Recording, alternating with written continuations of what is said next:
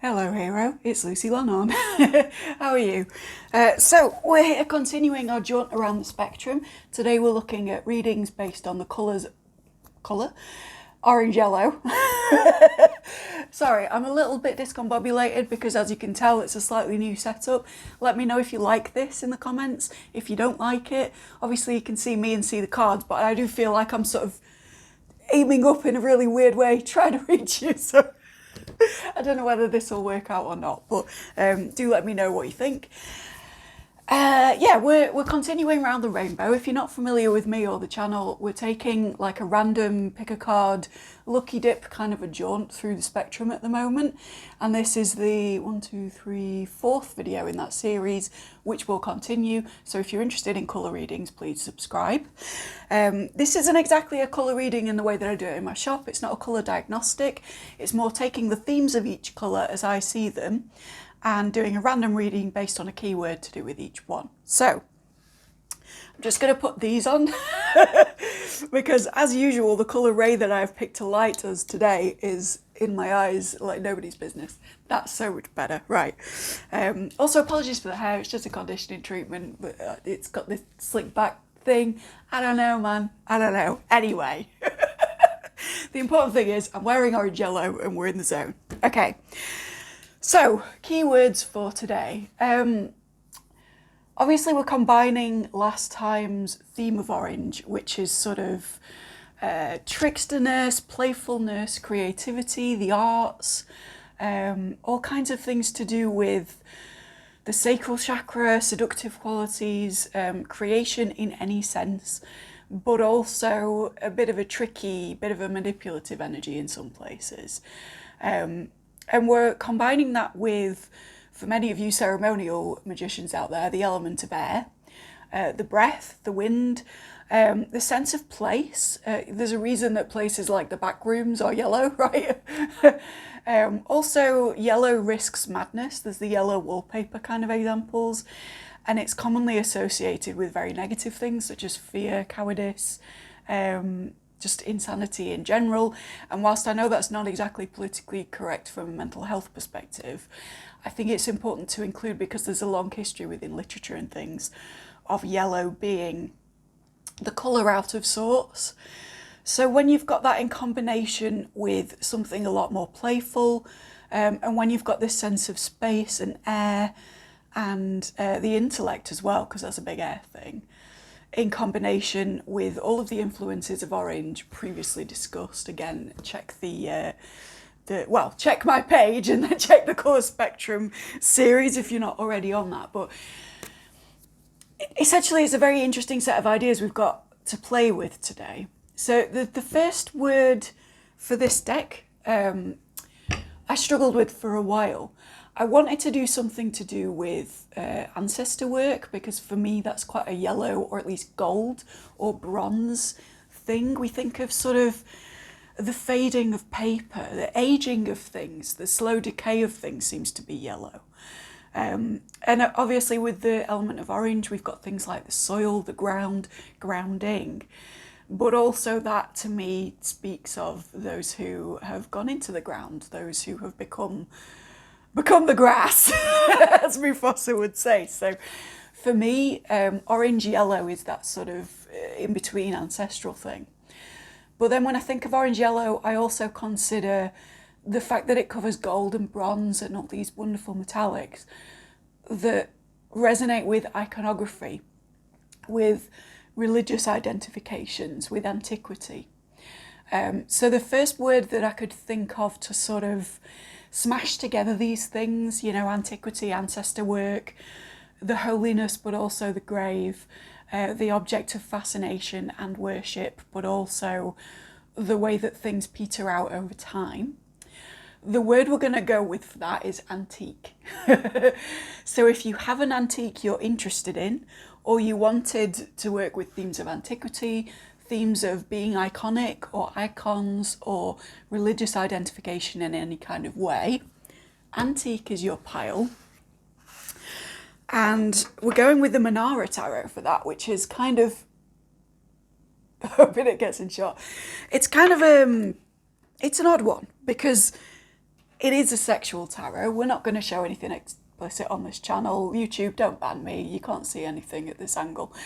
But that speaks to this sort of creative and a bit saucy leftover from orange, I guess.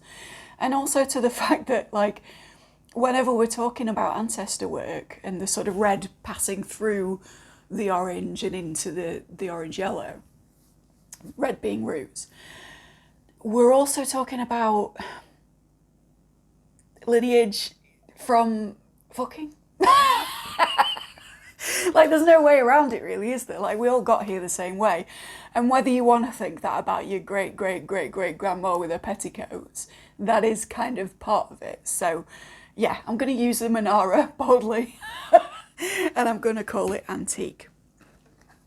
Secondly, speaking to the sense of place that we spoke about with yellow, and also to the kind of grounding quality of the soil again, and that sort of orange meets yellow, earthy, tilling the soil kind of vibe. And also the yellow air thing and the breath, and the fact that we use the breath to centre, and we breathe in maybe sort of golden light in order to cleanse ourselves sometimes.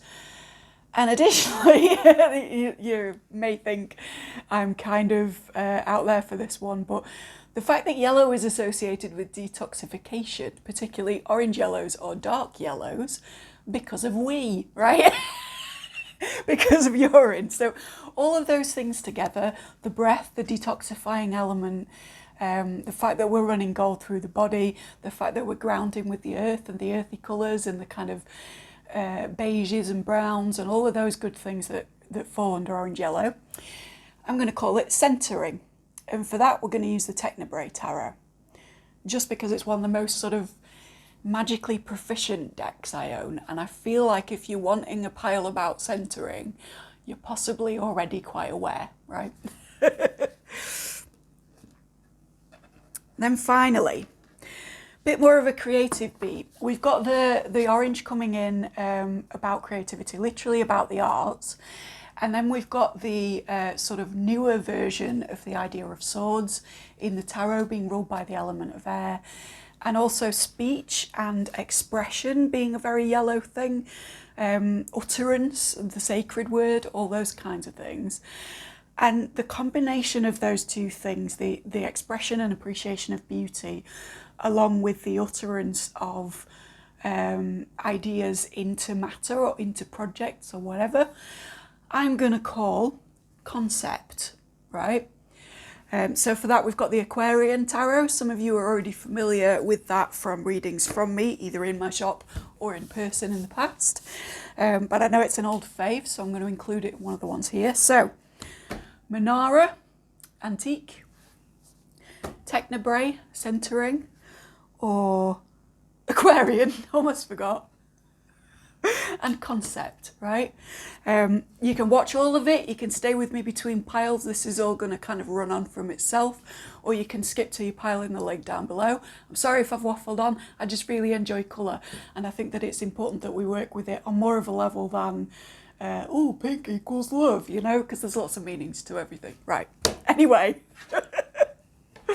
Pile one, let's get to it. This is the fun bit, this is the bit where I stop being nervous and just get into it, right? Oh, feels good.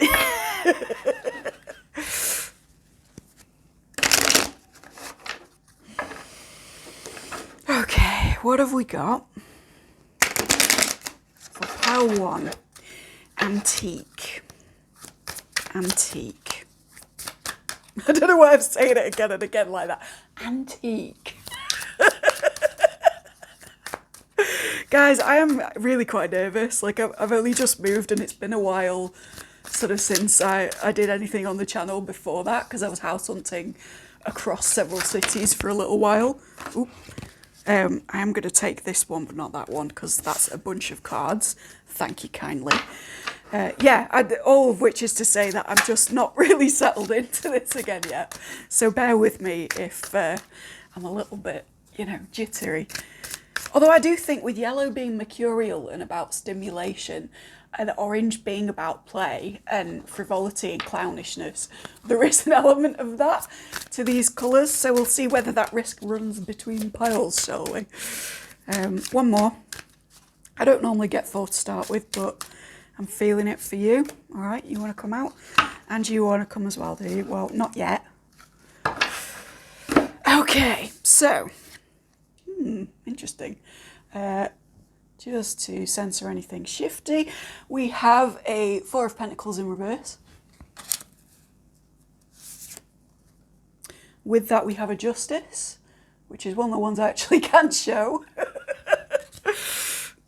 Oh, we had 4 cards in the first place. I'm going to cover that already.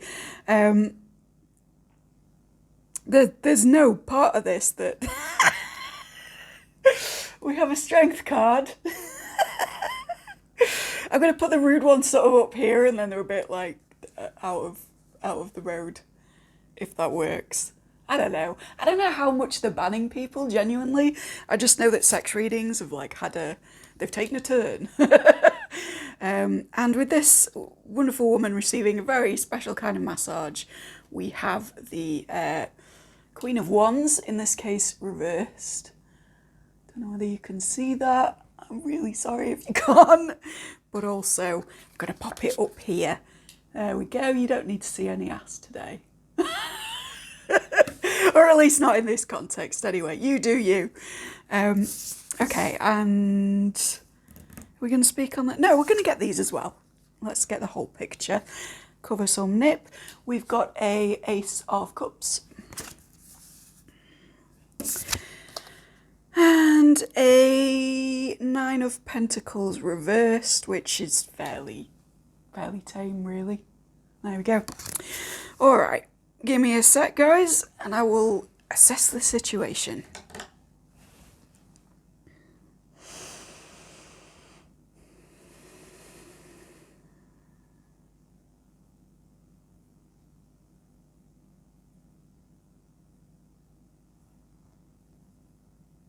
One moment.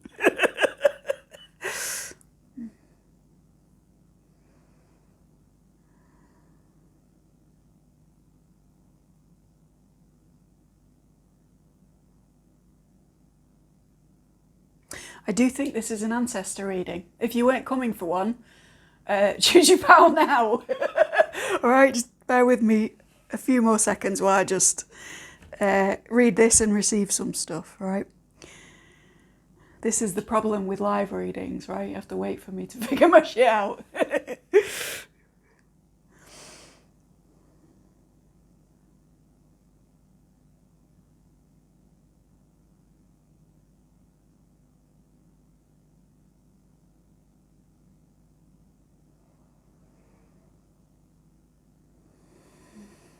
Could also be a family reading, but I am feeling ancestors just because of the word antique.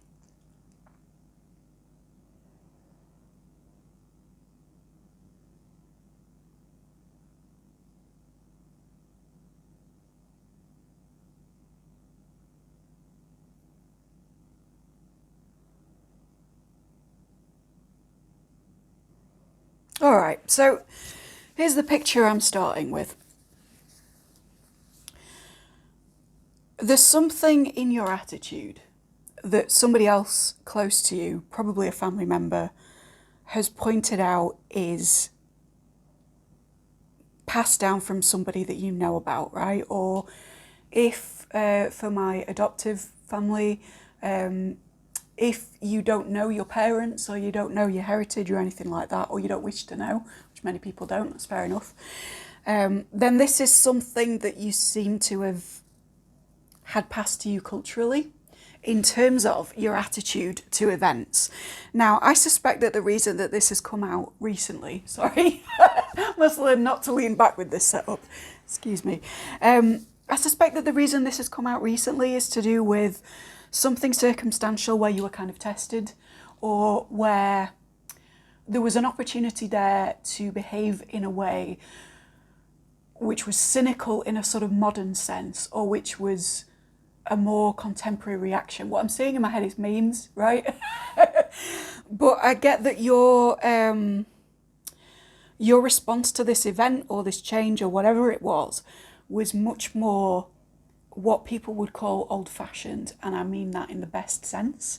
I mean that in the sense of a less fashionable perspective that has a longer term utility, right? So how does this ancestor work? Well, for many of you, this is because of a quality which you think, or you've had, how do I say this? Sorry, guys. There may be somebody close to you who has likened you to another family member, whether it's somebody within living memory or somebody that's kind of a little bit famous in your family. You know, we could be going a few generations back here.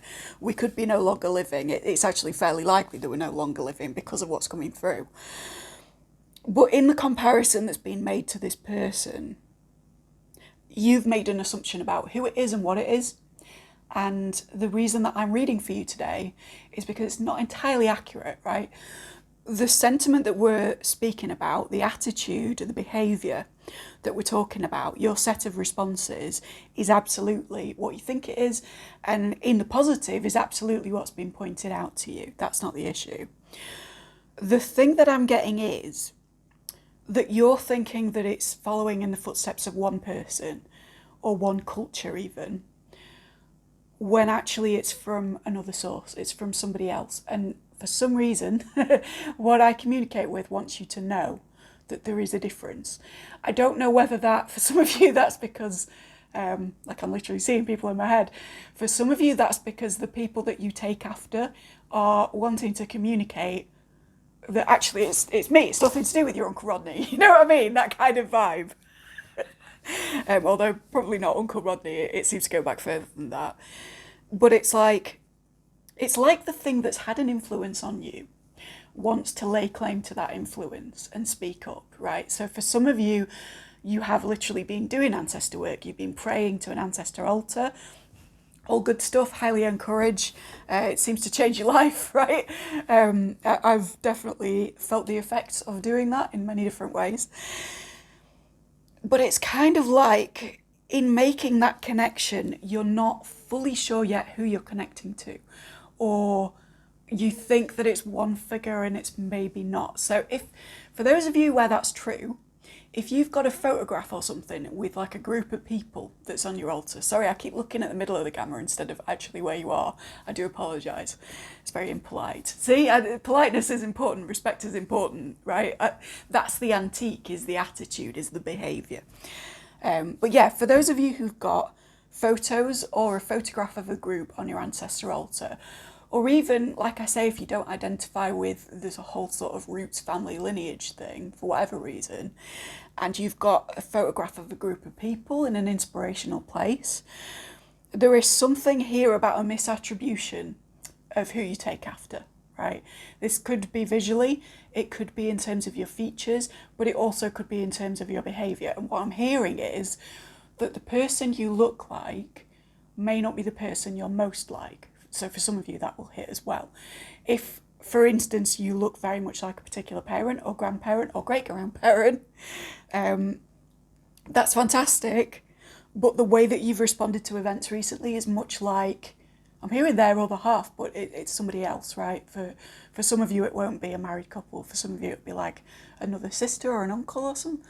Yeah, uncle is something I'm hearing, but anyway. Excuse me, I've got dead leg. This setup was regrettable. I apologise. You can't see anything, can you? It's because I'm wearing a skirt, right, and I don't want you to see up it, but obviously, like, that means that I'm at a weird angle. So why is this important?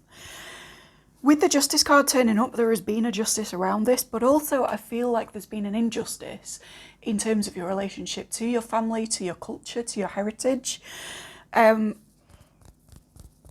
I don't know how to say this without massively triggering people, but with the imagery in this Cups card and the fact that we've got the Justice card, for some of you, there are links here to colonialism, to the slave trade, to white privilege, to hardships to do with those things, even if you were on the more positive side of them, shall we say, in terms of your history. Hey, Double L here in the editing room. I realise that was a chronically poor choice of phrase. There is no positive side to these kinds of events, either at the time or in terms of their legacy through history. What I meant, I guess, by positive was whether you were on the side of moral integrity or the side of, say, my ancestral or cultural ancestry, where we were the perpetrators rather than those suffering at the hands of immoral people. But obviously there is no good side to these things, and I'm really, really sorry for the poor choice of phrasing there. And that is wanting to speak up, that is wanting to say, hello, here, I'm present, acknowledge me. It may be that some of you have an antique in your house which refers back to those things in some way. And what I want to say to you, because we've got the yellow detoxifying element present, is make sure that you're regularly detoxing that, detoxing that object in a magical way. Wow, my speech was affected. So if you've been fumbling for your words, this is something to do with that object or with... Ooh, okay, we're getting into it, are we? With embarrassment, with your heritage, with your lineage, with some kind of shame.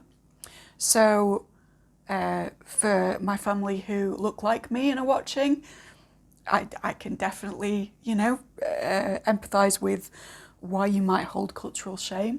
I am from the UK. We are the bastards of the world, really, historically speaking. And whilst I'm not solely from the UK, and that's not my only kind of lineage, I can definitely see that you might be struggling with what I want to call white guilt, really. And that's coming up here, and it wants to be acknowledged. It wants you to do shadow work on that. And for those of you, my dear friends and brothers and sisters who do not look like me, and this is hitting home in a different way or perhaps the other side of that particular coin, there is something here about carrying that energy forward into this lifetime, if you believe in reincarnation, or at least into the way that you approach events, which could be holding you back in some fashion. And this is part of why you've been drawn to the ancestor pile, why you've been drawn to antique as a word, and why indeed you've been drawn to me as a reader today when you could have picked anyone or had anything.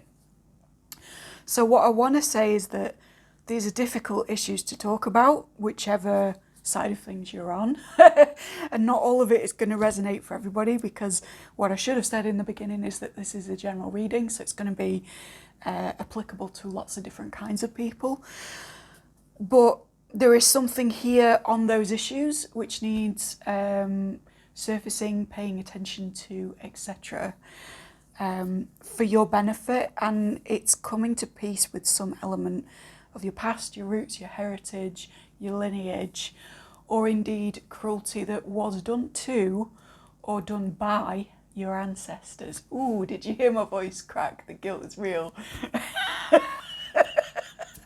So yeah, there's something to do with that. And for some of you, I'm hearing that, like, you might even be eye-rolling me right now and sort of calling it woke or whatever, because you're not somebody who acknowledges those issues as being the way that I'm presenting them, shall we say. I want to be really careful here. But I would urge you to grapple with that and think about where you do stand on it a little bit further, and sort of think about why it is that engagement with those topics rubs you up the wrong way. And I realise that I'm speaking as a white UK person right now, so I hope I'm not pissing anyone off by even mentioning these things. But yeah, I'm just going to say it. There's something here that needs engaging with, right? We're all doing our work to heal ourselves, to heal our past. It doesn't mean your ancestors were all good or all bad, but there's something there to do with all of this. And if you've just embarked upon this kind of work, then fantastic, as I said, but spoiler alert, you do sort of run into these kinds of issues, because in all of history, at some point, you'll have either been a complete dick to somebody in your line, or somebody will have been a complete dick to you, right? It's just the way that things work. That's not to justify it, but I'm just trying to be really super careful here. Anyway, so having said all of that, if it resonates, hit me up down below. I'd love to know, because frankly, it would justify the massive risk that I've just taken by even talking about it. But yeah, that's part of this. To get back to the more personal end of this issue, this behaviour, this response that you've had to a difficult time, this way that you've demonstrated potentially old-fashioned or less cynical responses to, I want to say, adversities that you've come up against, I think they're to do with your mother figure, mother line, or a feminine in the group that we're sort of discussing, rather than a masculine, the father line, or a masculine figure in the group that we're discussing. And again, I'm being vague because it's a general reading. There's going to be lots of people on here that were adopted, don't know the family, and they've got a photo in the room of a bunch of people that they look up to, and there's a guy and a girl or whatever, you know. And guy and girl obviously are not fixed terms either, but we're going to say a masculine or a feminine, and we're going to hope that you know sort of where people lean in those kinds of directions. The reason I'm saying this is that while we've got the strength card and the woman clinging to a very masculine kind of an object, again, this kind of phallic, worshipy, what was I saying about icons, right? This the masculine symbol of antiquity, shall we say, is not always the most palatable for YouTube. But we've got a woman here depicted absolutely clinging to it, hanging off it, and the idea that this is her strength. So I'm not saying that you guys are addicted to that. What I am saying is that you might resonate more strongly with a father line or a father figure or a masculine figure. And with the Justice card, this person here looks to me a little bit like pensive, but there's also the potential for being a little shifty or watching people without their consent, or it just, like, it doesn't normally get me like this, but in this reading, this card is making me nervous. It's the sense of being watched by a female figure who might not be trustworthy. So there's like a sense that the relationship to the mother may not have been fantastic, or that there is some kind of resistance to the female, or that a particular female relative is not where you want to have gotten this take, this outlook, this set of behaviours. I'm hearing for some of you even things like your nose or your laugh, particularly your laugh, because I'm hearing one of my ancestors laughing. Thanks. Always nice to hear from you. But yeah, there's something about, you think it's from the father, or you're more comfortable with it being from the father, or maybe even you're more comfortable with your father line because it's kind of more spread out over things if the political stuff that I just went over hit home.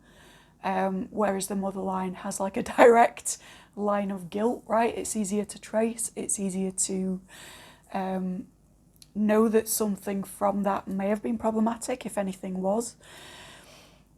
There's just some kind of resistance here to feminine and an acceptance of the masculine, and I don't know how else to put it, but I actually feel that the place that you got your strength from, i.e. the more masculine end of things, may not be the place that has been the most useful to you in the most recent part of a particular cycle. And it may not be the person you take after, however much that is true. Okay, this is such a heavy reading, guys. Can anyone, thank you, right. Okay, so with this water, this is a very emotionally triggering issue. Obviously, the subjects that I've already spoken about are that way for many different people, depending on your background and how much you've been discriminated against, or how much your family have suffered at the hands of other people, or whatever. But with that kind of emotionality, there is an eagerness to explore it. It's like a push-pull. You want to know more about the past or the people around you, even as you are kind of emotionally repelled by delving further into that. For some, I'm hearing abuse background. So again, if you had a problem with a female member of the family or a woman in your life that dealt with things in either an overtly abusive or just a particularly not useful way, then that is something that you're feeling emotional about, but you're also keen to explore at this time. And I am being urged to tell you to continue to explore it. Yes, it will be difficult, but all kind of useful, valuable spiritual work, well, not all, but much of it is, right? You can grow just through joy, you can grow just through pleasure, you can affirm for that, but you can kind of only manifest from that point once you've gone through the nitty-gritty of what you actually believe about the world. And sometimes the best way to hone in on those kinds of things is to look at your immediate background and their background and their background, right?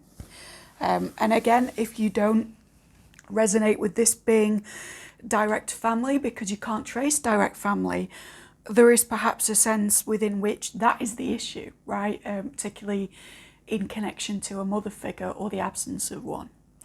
I want to say with this Queen of Wands in reverse that this is sort of, it's bled out some of your vitality. It's been a bit of, I watched this fantastic horror short the other day, and I can't remember what it was called. I'll link it down below if I do remember. But it was about mosquito nets keeping out parasites, and the metaphor was that they also kept out literal vampires, right? But it was this, again, it was a very familial story. It was about sisters and their bond in the absence of parents, so that might hit. But it was sort of looking at the extent to which the parasitic is something that we subconsciously allow in. Is there a hole in your netting, is what I want to ask. Is there a place where something can kind of buzz in and pull apart the defences that you had and get in even deeper? And if you're finding this kind of work or these kinds of thoughts particularly draining, is there an extent to which you want to engage with it to see where these holes are, right? These very literally translate to kind of holes in the auric field, and I don't want to panic anyone. Nothing parasitic can get into you, right? If you're cleansing and doing your sort of visualizations of light moving through the body and things on a regular basis, then none of that is going to be particularly dangerous for you. But what it's speaking to is this energy of the places where you are open to influence which is emotionally triggering at this time are actually areas that might be worthy of more exploration, and that is where your defences truly come in. So rather than losing this Queen of Swords and all your energy being sort of sucked out and travelling through this net out into the general world where these vampire type characters are, I'm not speaking about psychic vampires, I'm speaking about draining factors in your life, right? Sources of depleted energy. Rather than it all kind of going through these holes and going into that, and you kind of going, there are no holes in this, there are no holes in this, don't think about it. I think the best thing right now, and this is really speaking to the ass card that we drew, but it's like every told, look at the hole, right? I'm so sorry, guys. I'm not always this uncouth. But it's like, look at the places where your energy is sucked away, look at the places where you don't want to look at the things that are emotionally draining, because there is a magical principle of kind of out is through. And to the extent that it's safe for you to do so, and you know your own mental health, I would look these things dead in the eye and say, okay, I'm strong enough now, I've had my strength card, it's time to actually face up to the things that I'm afraid of, in terms of the things about my family that trigger me, the things about my lineage that might trigger me, or my culture, and the kind of the areas in which perhaps you've been accused of being an antique yourself, right? Or accused of having an old-fashioned attitude in the negative sense. Because something I've found is that if you're at all different from what people consider the norm in the modern world, there is both a group that will elevate you for that and a group that will slander you for it because they either don't fully understand your position or they're not at all vibing with it. And that's fine. We should all live our different ways, etc. But if, for instance, you have an opinion that is not so popular in the world at the moment, hi, right there with you, on a bunch of different things, you may have had accusations levelled at you that that's just an old-fashioned attitude to have. And whilst I don't encourage, I want to be careful again, whilst I don't encourage conservatism on this channel, and you may get that from the way that I express myself, what I do want to say is that sometimes old-fashioned modes of being, methods of conducting yourself or of expecting certain things from others are a positive thing, and painted as a negative thing because that makes it harder to sell certain ideas, certain bodies, certain products, right? All kinds of stuff. And yellow being Mercury is the marketplace. Orange is the place of trickery. So again, with yellow-orange, we are looking at an idea that is being sold to many people at once, which is not necessarily speaking to the truth, which would be a purely yellow vibe. Some of you will get that, some of you won't, but let's just say that if you're not the most modern, I don't think it's a bad thing. And I think look at the positives and the negatives of where you might have inherited those things. Blimey, that was a start, wasn't it? Let's keep going, why not? We're going to fill the table and that's when the reading is done. So I don't know how long this is kind of going to go on for, but I guess we'll see, right? You and you, but you guys were not part of the deal. Let's try this with a 3. Right, I'm going to say, because that was quite a long-winded thing to talk about, let's not stack you and let's have you here instead. So we've got a lovely lady in her natural state in the rain, which is the Queen of Cups reversed. I know my fingers are in the way, I'm covering it up so I don't get banned. Then we have a King of Swords reversed, which is an interesting depiction. Don't know whether you can see that. He would look like that in the upright. It's very sort of divic eyes, very fawn-like. I don't know whether some of you have been watching like Pan's Labyrinth or you've got fawns around you or something. And then we've got a 10 of Cups. Fantastic. Okay, so the first thing to say is that with the 10 of Cups colouring this, if you were at all influenced about your past or your own family background, inhibiting you from whatever your idea of family is in the future, be that a tribe of friends or, you know, traditional family elements, it's not going to get in the way. In fact, I think the more that you work with your family, your ancestry, an antique object belonging to any of those people, if you have that, the more positive things are going to look for you in terms of your emotional state and in terms of your familial setting in the here and now. With the Queen of Cups reverse, like, again, it's this, like, emotionally out of sorts thing. It's possible that this reading, and I'm sorry if it is, but it's possible that this reading has kind of stripped you bare a little bit. It's possible that you're feeling sorry for yourself right now. That's not a criticism, that's just what's coming through with the rain and everything like that. I want to say that if you're too triggered to watch the rest of this, comment your timestamp and come back to it, right? I understand that it's sometimes too much to go through certain issues and that you might not have expected this from a random pick a card tarot reading, but again, it's the out is through thing, right? And even the word triggered is a very modern invention, and frankly doesn't necessarily speak to doing the work.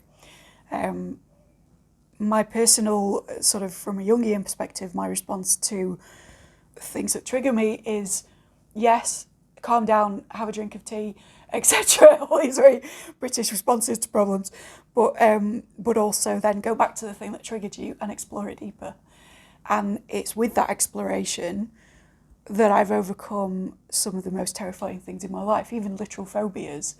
And I mean, I can speak about this in a different different video if you want me to, but I had a particular physical condition which, aside from any kind of mental stuff, made me visually hallucinate the exact things that I was scared of, and had to therefore face them head on. And that is the most profound spiritual exercise I've ever undergone. And there was no way of avoiding it. It was almost like I'd avoided the topic for so long in my day-to-day life, moving through and calling myself a spiritual being, that my body kind of just shut down and went, right, no, if you're not going to acknowledge this, we're going to literally make you see it all at night, or in half light. Or I hasten to add, this wasn't while I was dreaming, this is very much while I was awake and operational. But it speaks to that thing of like, face these things head on, right? If there's something in your past, particularly an abuse background, particularly a negative cultural background that you have not been acknowledging, again, open up the hole in the netting, and kind of look at it in the face. And that is quite often going to be the solution, I think. King of Swords reversed. It's sometimes difficult to approach these things from a rational place as well. King of Swords in the upright would be a rationality, it would be control over the situation as well. It would be this very kind of masculine, steady sense of, I have absolute command over all my faculties, I can intellectualize this subject, I can operate just as I would normally, even though these things, these triggers, these issues, these crises even that you've gotten over are going on. And I feel like sort of talking about these issues is leaving you discombobulated and maybe unable to do that, maybe unable to step away from being in a masculine mode even, right? And it's no coincidence that I'm coming to you today with this conditioning thing on that's giving me very like boy beat hair and, and I'm sort of dressed, I mean I'm in a skirt, but other than that I'm relatively masculine right now, and it's this kind of, this being confident in presenting in a male energy is coming through, but then also the need for feared perhaps or resisted feminine things is also coming through. And one of those things, you're not going to like this because of the gender politics at the moment, but one of them is passivity. One of them is letting the things that you need to work through permeate you, take over, and sort of receiving them in this very high priestess kind of a fashion and working through it that way, rather than seeking to designate a box wherein those issues can live, and only letting them live in that box and come out sort of when you see fit, sorry, not when they see fit. So again, all of this little line here is kind of speaking to a process of, there's some work to be done here, there's some delving in. If you picked antique because you like antique objects, or because there's an icon in your room that you particularly vibe with, or anything along those happy-go-lucky kind of lines, I'm sorry to tell you that this is actually a wake-up call to delve deeper into your origins, the parts of you that are antique, and the parts of you that come from something else, which involves a number of people, and how you feel about all of those people, not just the pretty ones, the convenient ones, the ones that are good for a certain kind of ancestor work and look good on paper, but all of it, right? Everything. And I know that for many of you, that is why you stay away from ancestor work.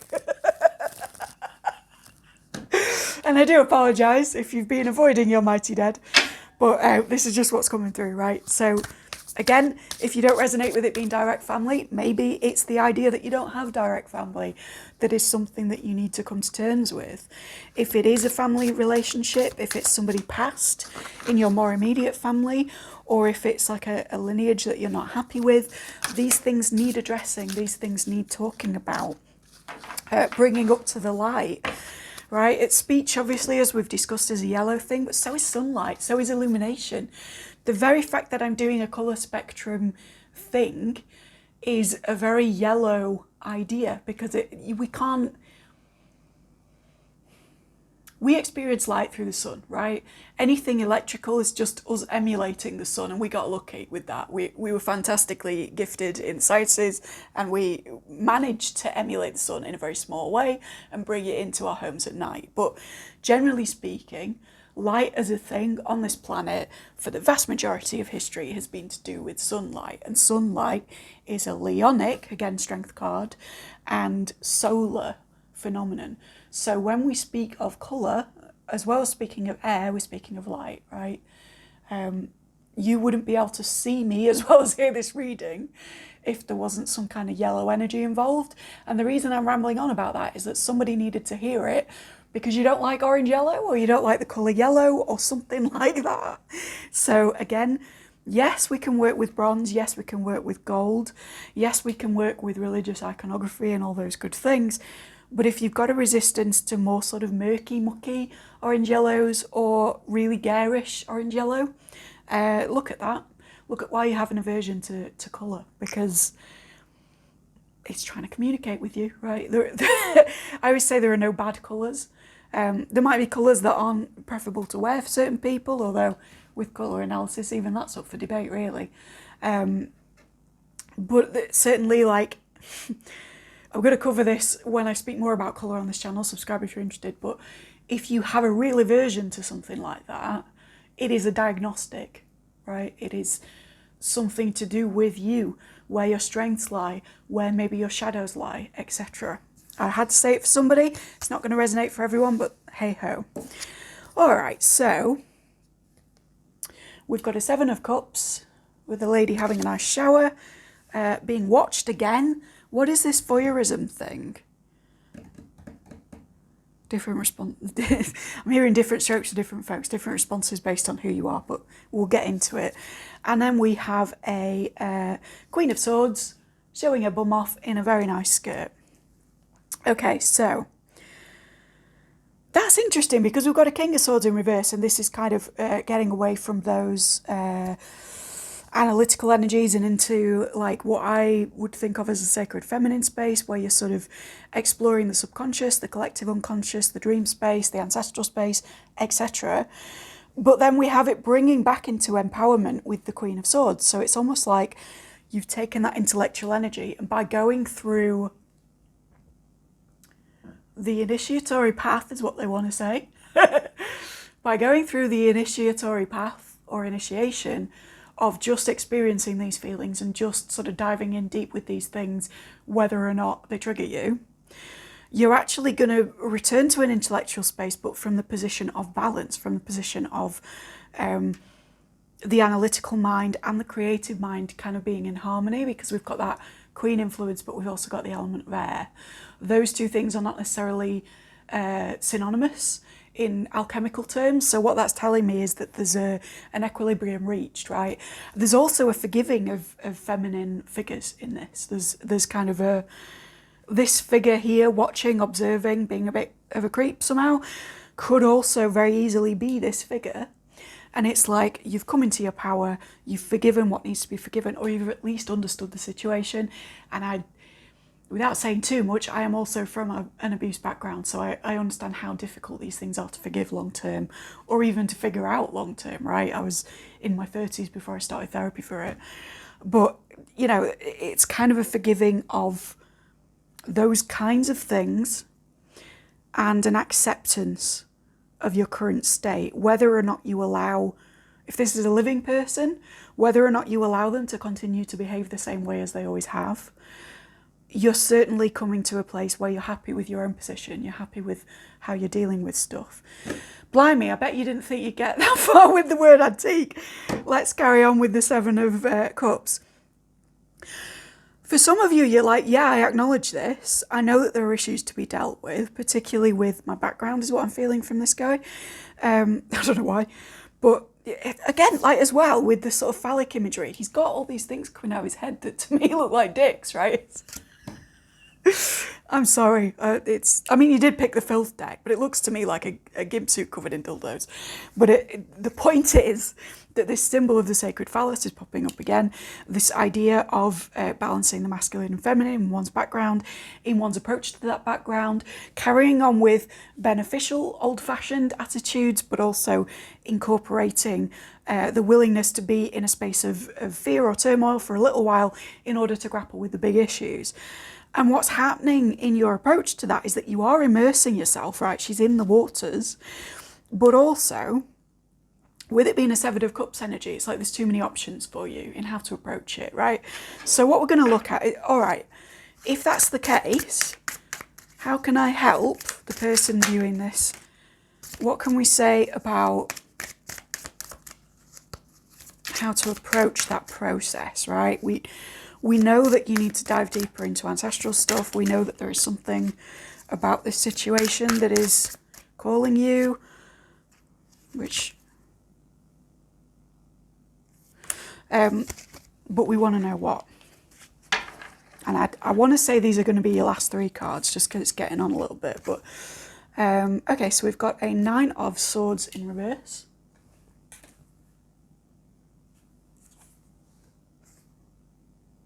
A 4 of Cups in reverse. Interesting that we have like, we have somebody here who looks, how do I say this?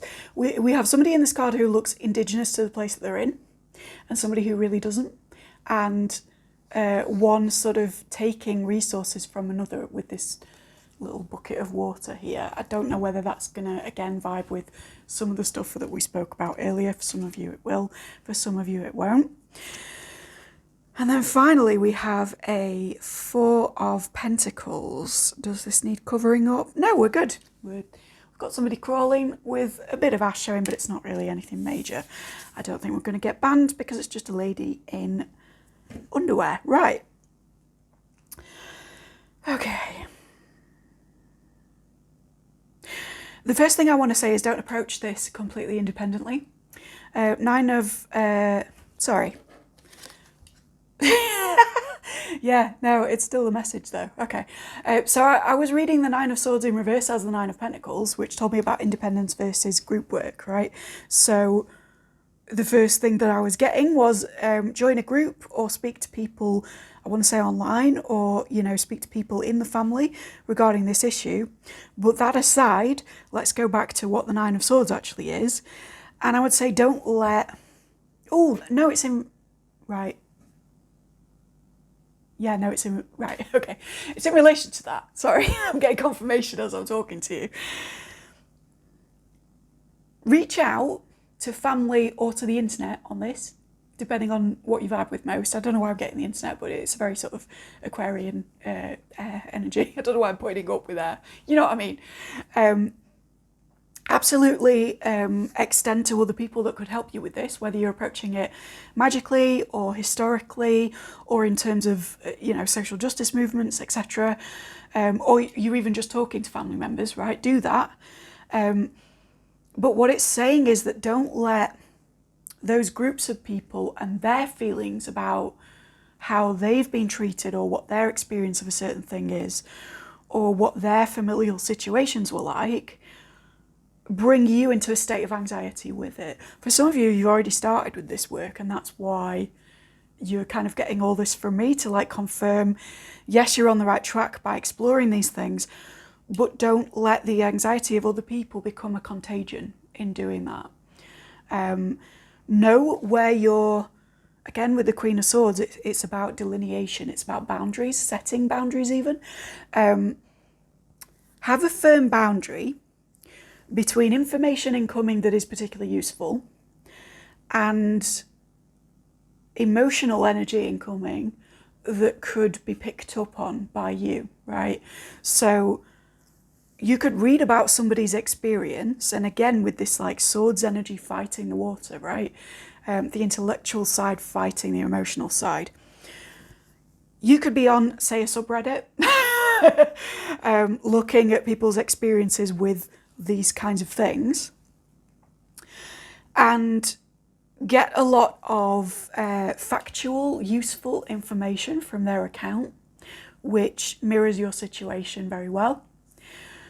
Also, with that thing that you're reading, you could absorb a lot of that person's emotionality about what was going on for them in a way that is actually colouring where you're coming from. And again, it's this thing of like, who you take after or who you behave like is not necessarily what you think right now. So be very aware that your own emotional state is in flux and that that's absolutely fine, but we don't want to be a sponge for other people's attitudes to things while we're feeling like that. Myself included, by the way. If my take on this is pissing you off in any way, like, bear that in mind as well, and sort of come to it with those kinds of things in mind.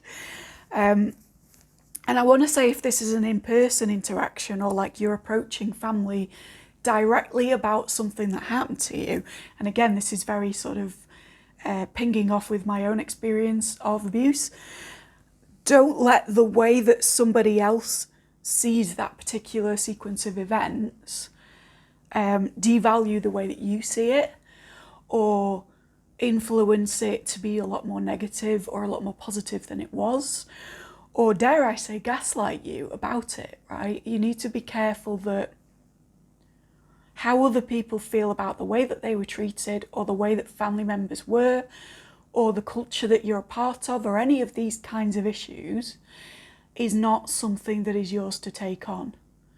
And it's particularly important at the moment that you look at these issues in terms of individuation and in terms of what you believe about the world. If you're coming to this magically, and this is all a bit kind of mundane and interpretation for you so far, but you're doing ancestor stuff, I think part of this is saying, what do you believe about that? Why are you doing it? You. Not the internet, not the magicians you'd be working with or under, not Susan down the road. But, in either case, really, mundane or magical, it's like, why are you approaching this? And that's not like, how dare you, why are you doing it? It's more like, no, look into that. That's partly where you start, right? How does your experience of these events or these factors or this identity or whatever differ from the collective narrative, the narrative of the people you're immediately around, or the things that you are in some way supposed to believe? Because again, ideas from the marketplace versus ideas from the self, no?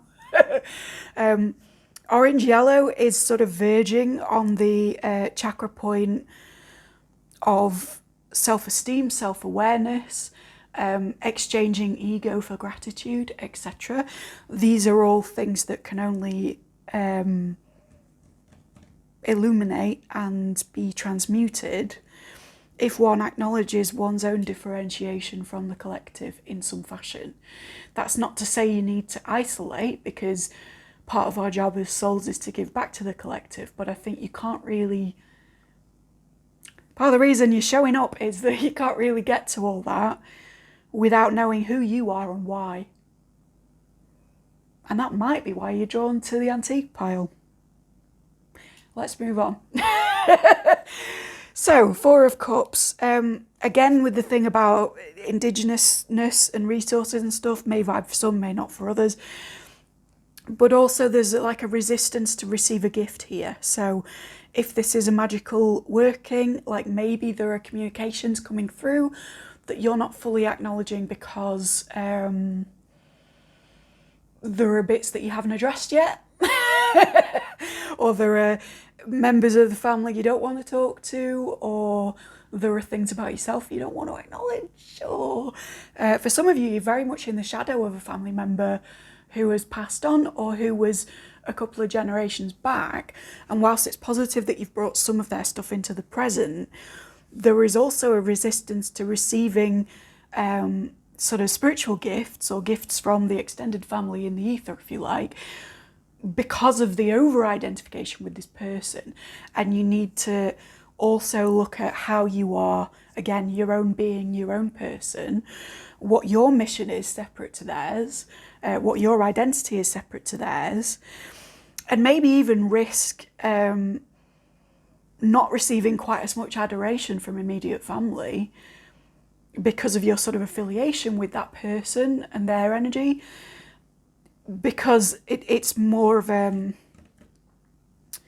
what you're required to do as a next step is, again, to differentiate, to sort of go, this was this person, I'm also a different person, we have these things in common, but where we differ, the important differentiation of what we want to do with our lives, what we believe in, what we function best doing, for some of you, that is coming in, right? And once you've grappled with that stuff, you're going to receive spiritual gifts, for some of you psychic gifts, how exciting,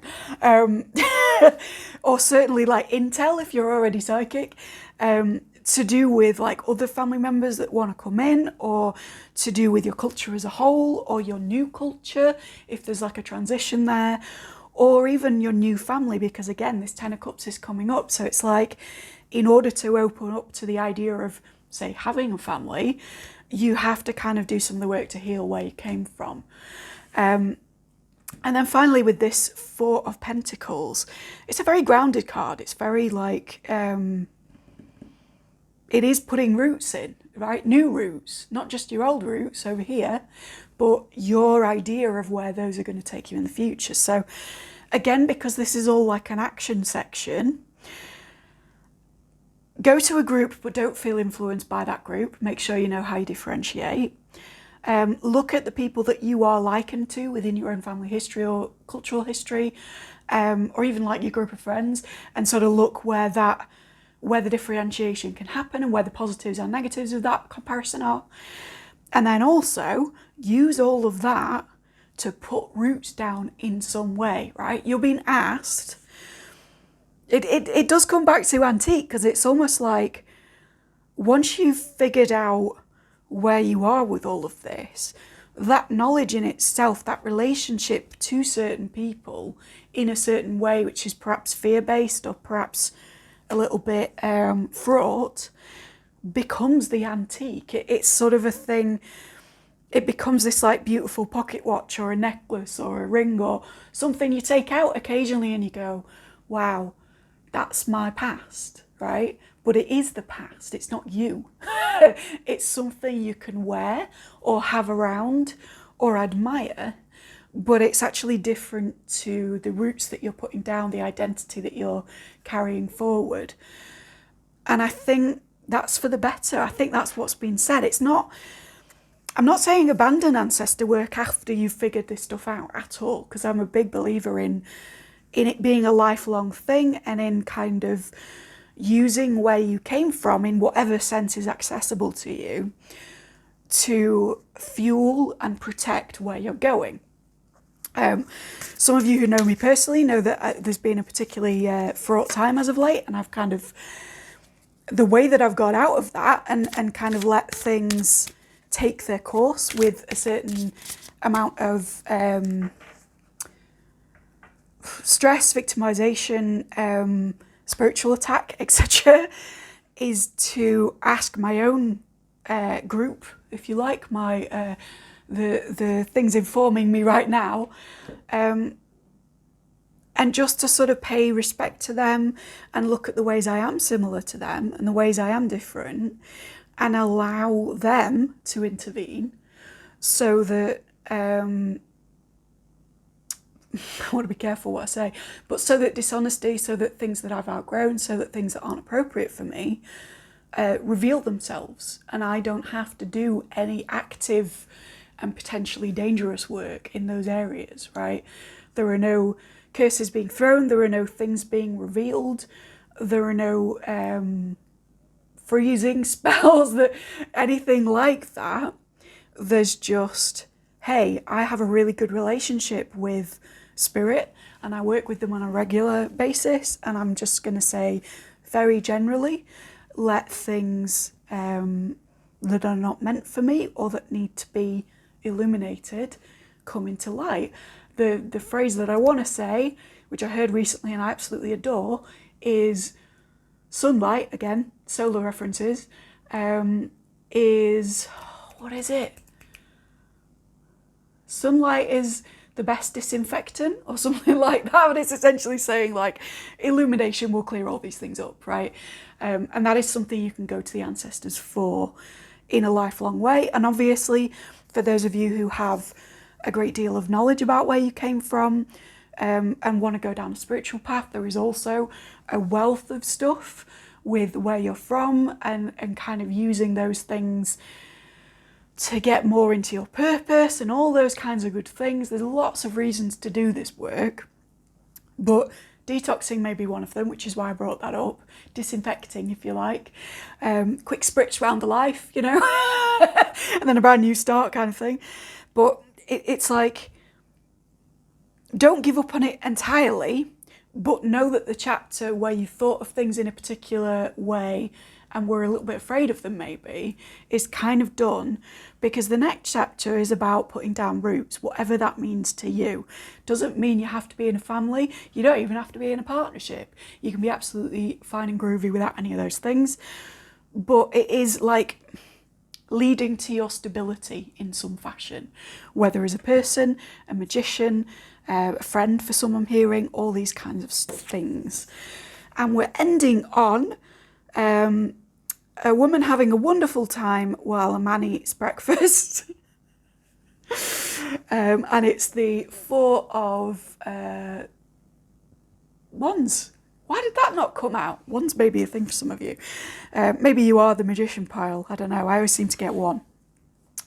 So Four of Wands energy, again, is about stability, right? It's if you're in my last love reading and I talked about the two-legged stool, this is very much like a stool with 4 legs. It's very like steady. It's you know, that's why the number 4, because it becomes a stable object.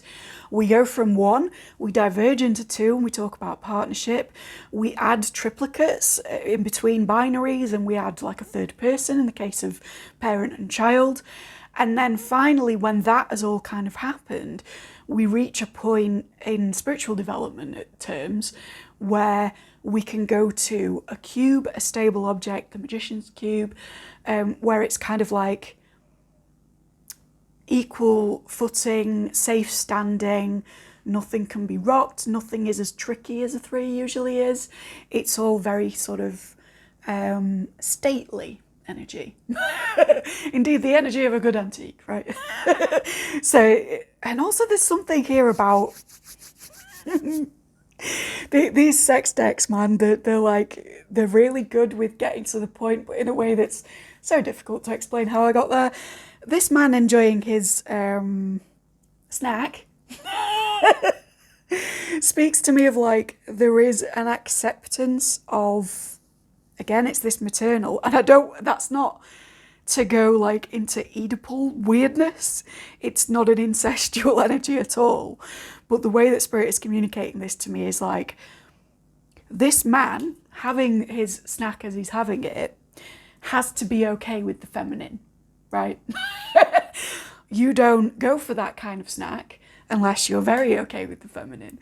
And that is a symbol, no matter what your inclination in that sense, of the idea that you are becoming okay with letting the chips fall where they may a little bit and gleaning information of that, and indeed trusting in spirit, trusting in your background, trusting in your dreams, trusting in your sacred circle of both living and not living.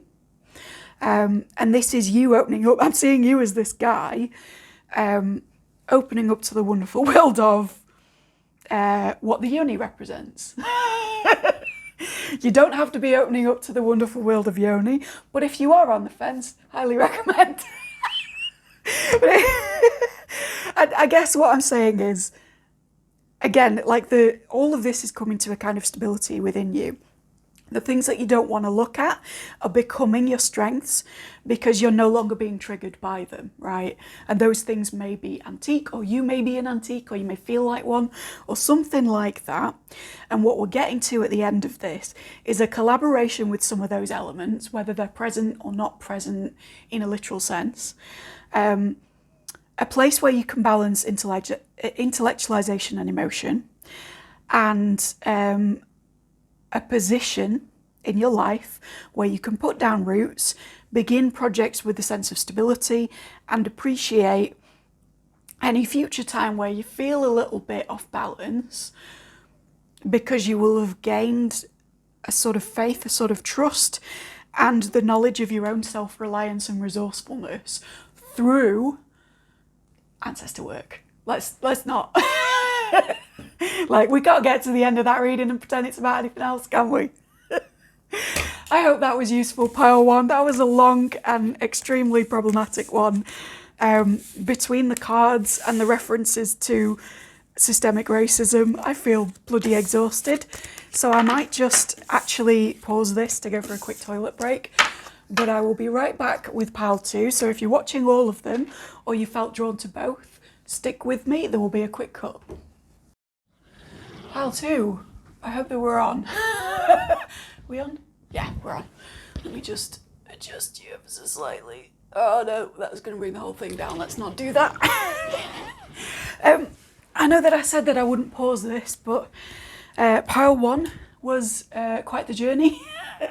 It's ironic that you guys are called centering, because I've had to recenter. If you've come from pile 1, firstly, well done you.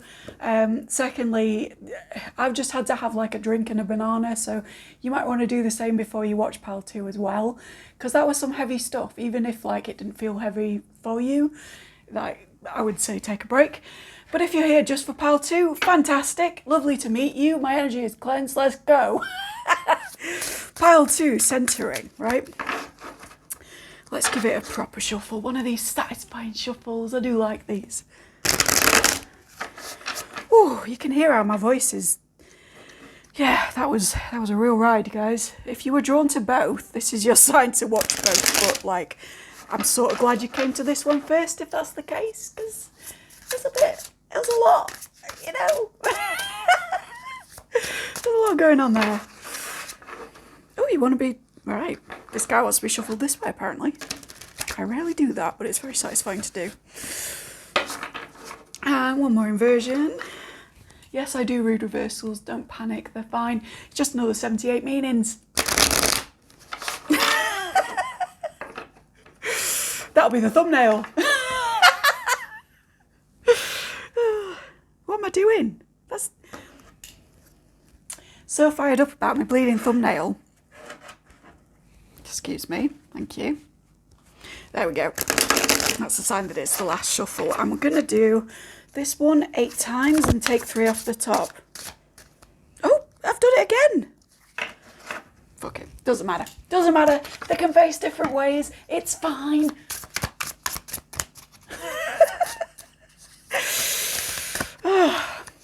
Centering. Oh, something about that, facing in 2 different directions and then being the centre point. So it's kind of perfect. I don't know. I feel like it's good. All right. 1, 2, 3. Yes, I flipped some of them and not others, but I'm taking them as they were flipped. So firstly, we've got a 10 of Pentacles in reverse. I bloody love this deck. Just check that out, will you? Oh. Then we've got a Justice in reverse. Echoes of pile 1, although it was in the upright over there. Similar kinds of themes, I think. And then we've got a 7 of Swords. All right, you need to recenter because you have been betrayed. There is an injustice. I thought that this would be a nice, chilled out colour reading today. I thought there'll be no major issues. I thought we're just exploring the love, the jubilation of all the different parts of the spectrum. But actually, you've had a betrayal, and it seems to have had... Let's get a clarifier for that, because I don't want to say it's got a financial component, but it's certainly... Oh, we've got 2 clarifiers, thank you kindly. Queen of Cups, again, magnificent card. And a Knight of Cups.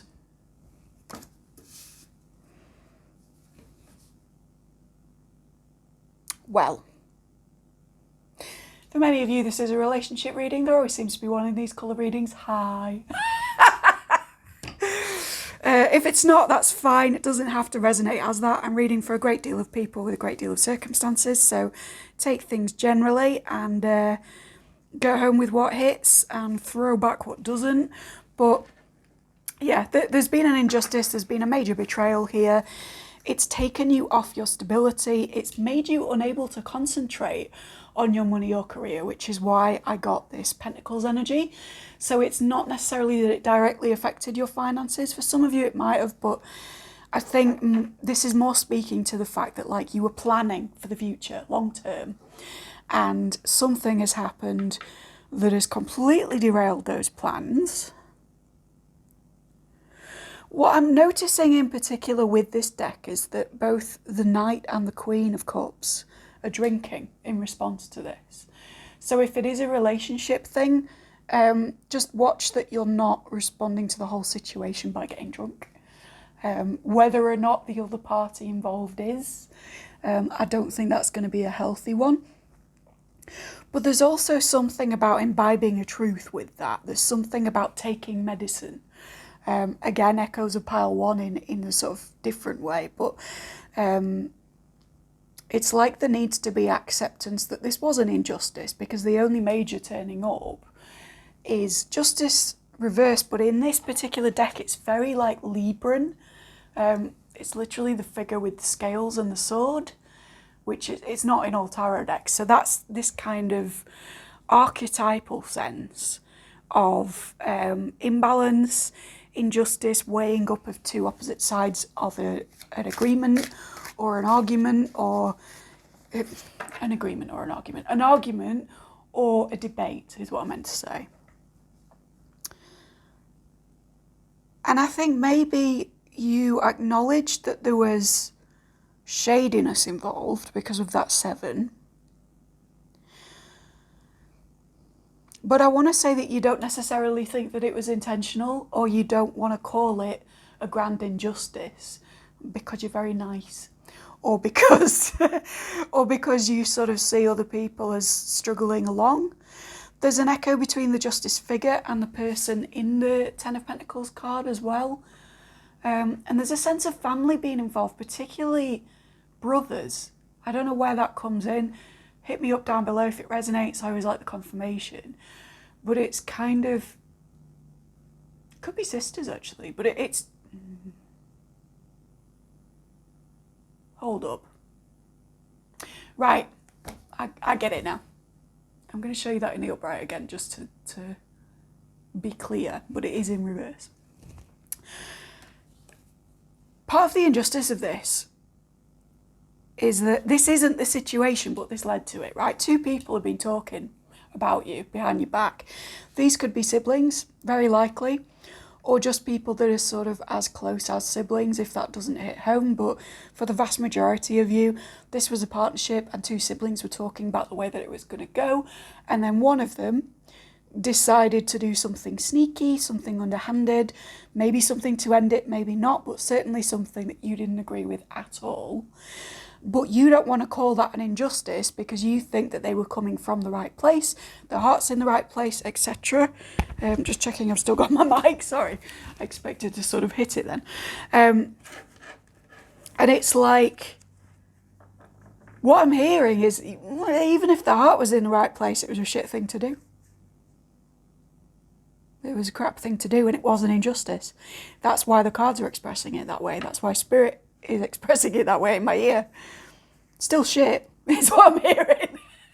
Sorry, my team are very, they will just say things that, you know, they know who they're dealing with, clearly. But yeah, there's this sense of like, you can paint it however you like. You can be as compassionate a being as you like to be, and that is a positive thing. I applaud you. It's got big kind of, what's his name? It's got big Waymond energy if you're Everything Everywhere All at Once fan. There's a great deal of balance and compassion and kindness within confusion coming through in this. There's even like a bit of a Mr. Rogers vibe, so you are very kind, you're very compassionate a lot of the time with a lot of people. You like to meet people where they are, even if others would consider that place to be a place of weakness or a place of danger. But in this case, I think you're being a little too kind. I think it was still crap, right? May not resonate as a relationship, but again, for the vast majority it is, and it's to do with well, it's not to do with a sibling being involved, but it's to do with two people discussing you and that influencing somebody else. And I think maybe your reservation in being forgiving of this person and being extra kind and stuff, other than that being your temperament, excuse me, I'm not picking my nose, it's extremely itchy, confirmation. Your reservation is that this person may have been maybe influenced in those conversations to follow their long-term good in a way that wasn't for your best good. So that could manifest in a variety of ways, you know, breaking up, cheating, taking advantage of you in some fashion, maybe even a monetary one. But it's like you think that they were persuaded. And I don't want to be the bearer of bad news, but it is my profession sometimes.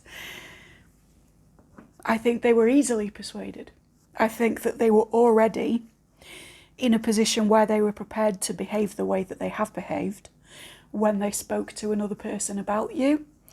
And I think that what this person did sort of served to egg them on in a way. So maybe you don't even know who it was. Maybe it was like one of their friends, someone you're not in contact with, ex-partner, sibling, whatever.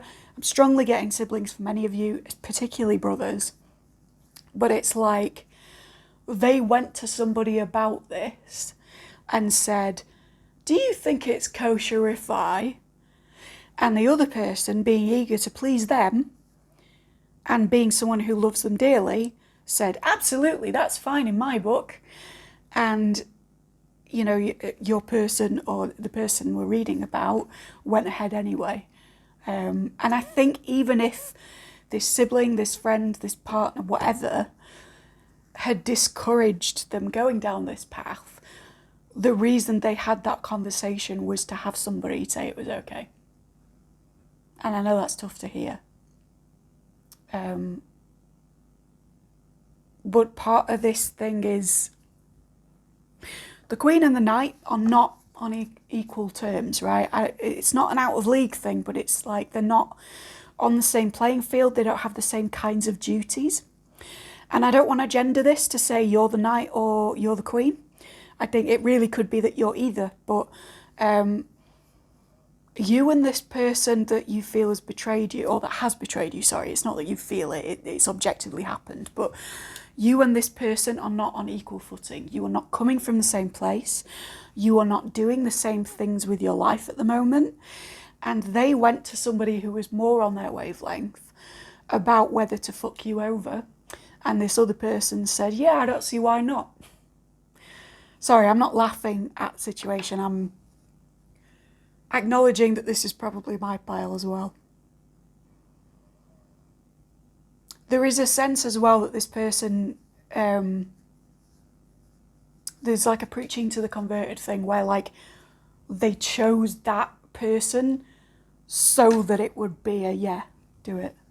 So they may have chosen to go to somebody about your connection who they know doesn't like you, or who will always put them first. And that's not a negative thing in itself, right? We all need friends, siblings, family members, whatever, who place us in priority over our partners, say. But it's almost like this was done from a not great place where they were like, well, so-and-so will back me up. So if I go to them, they'll just tell me to go ahead and then I can do what I want. And do what they want. They did. They took a big risk, a massive risk. They did something reckless and it ended up fucking you over. That was the full reverse, by the way, if you didn't see it. Okay, 9 of Cups. They went after the big dream, and I don't think the big dream includes you anymore.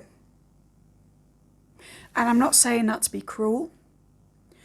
I'm saying it because if you are not a person's big dream, they don't deserve to be in your fucking life anymore, right?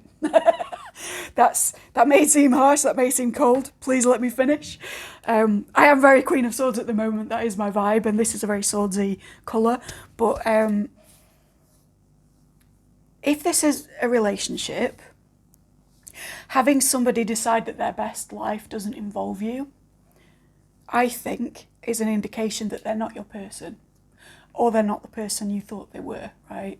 If you don't believe in the one, twin flames, soulmates, etc., if you're just not convinced by that, or if you're polyamorous or whatever else it may be, there is still a sort of spectrum on which people can be great for you, not so great for you. And I think that in a relationship context, this person is not going to be great for you, right?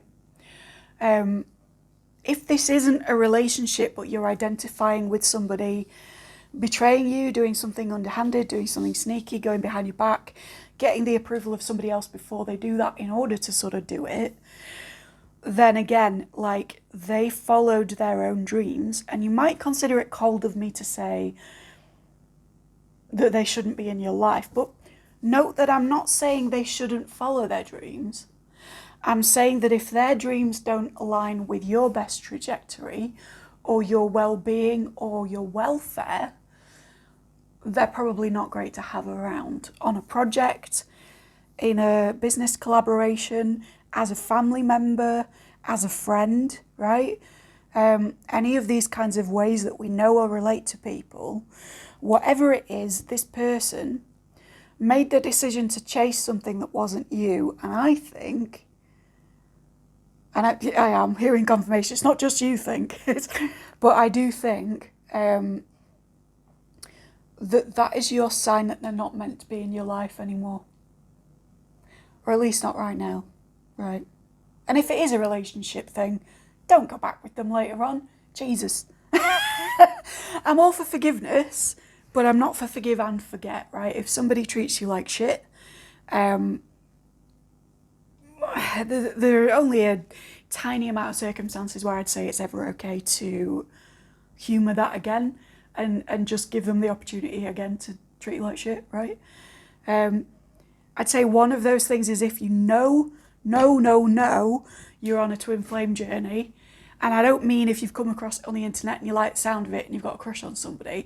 I mean if you are certain and you've been on it years and all the signs are there that it is that specifically, then maybe you can think about coming back round to this person once they've sorted this shit out. And once their truth aligns with you again, once their 9 of Cups, their wish fulfilled is actually to do with you again. But until that point, bad news.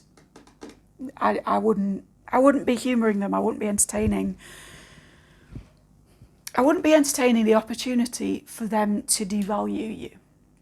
That's what this is speaking to. There is a big, like I see yellow-orange sometimes in its sort of more goldish incarnations or copperish as a very Taurian colour. And Taurus is about what you value in terms of your possessions, your finances, but also your values, right? And there is a sense in this of being undervalued, of your worth not being represented, not being acknowledged accurately enough by somebody who has caused you recent pain. And this shouldn't be ambiguous if it's your pile. This shouldn't be like, gee, who's caused me recent pain, right? If this is you, you know who the fuck I mean, you know what they did. Or you have an idea they did something. But yeah, they're not for you, man. I'm now hearing the House of Leaves thing, right? This is not for you. Yeah, and coming in with the yellow, the spaces, they've put you into... Oh, that's interesting.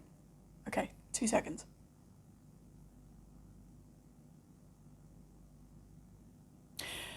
Okay, 2 things are coming through from that. This is why I had to hear it, is that they've put you in a space which is labyrinthine emotionally, and by that I mean that there is some kind of confusion involved where you knew your bearings before this happened, and now you don't know because you don't know whether to forgive them, and it feels like it might be okay what they did, and are you overreacting? And if you are overreacting, what does that mean about you as a person? And what does it mean about them as a person? And what do they really want? And should you want those things? And all of that shit. Which, by the way, can be a symptom of being gaslit. So look into that if it resonates. But either way, they've put you into a state of emotional confusion. And I don't think they're ignorant to that. I think whether it's an acknowledged part of them or not, there is a part of them that knew that this would require confusing you in order to not upset you, or in order to upset you and still remain a part of your life. It's like they agreed with themselves they were going to do this. They went to somebody to confirm that they were. They did it, and then they went back to you and started with the intellectual and emotional fuckery so that you couldn't get your bearings enough to go, this is fucking out of line. Don't behave like that around me. Get out of my sight, right? Which would be a normal response to this. It's okay, even if you are very kind, even if it's important to be kind with the Waymond thing, it's still okay to say, you have affected me in a way that is really unhealthy, and I don't want you around at the moment. That's fine, right? You can say that. And I think that what this person has almost worked to do, consciously or unconsciously, is to put you in a space where you don't know whether it's okay to tell them to fuck off. I'm really annoyed with them, whoever they are. The other thing that was coming through from that, as well as the labyrinthine thing, is that this might actually be referring to a past connection. And I mean past, and it's coming up to be healed now, because it's like the next step before you go into something romantic and juicy in the future. We'll see in a minute. But House of Leaves, in combination with how this character looks, in combination with the colour and a few other things going on, reminds me of somebody that from my past that it took a long time to forgive, who incidentally I have a really good friendship with now. But again, it's one of those circumstances where it's like, I can forgive you, but I'm never going to let you in again, kind of thing, you know, like, so it's not a full forgiveness. It's not a forgive and forget. It's I forgive you and I see that you're human too, and I see that we were on slightly different paths in that sense, but let's be friends because maybe that's what we were meant to be. So there's perhaps a sense of that, where if you go away from this person, I think at the moment it's a good idea to not be around this person. I'm going to say that definitively. But if you do want to come back to them in some sense in the future, I think maybe the best and most appropriate way to do that is through a different kind of relationship. So if they were a co-worker, maybe you could see them as a kind of acquaintance or a friend again, but I wouldn't be working with them on a particularly influential project. And if they were a relationship, then perhaps there is friendship in your future.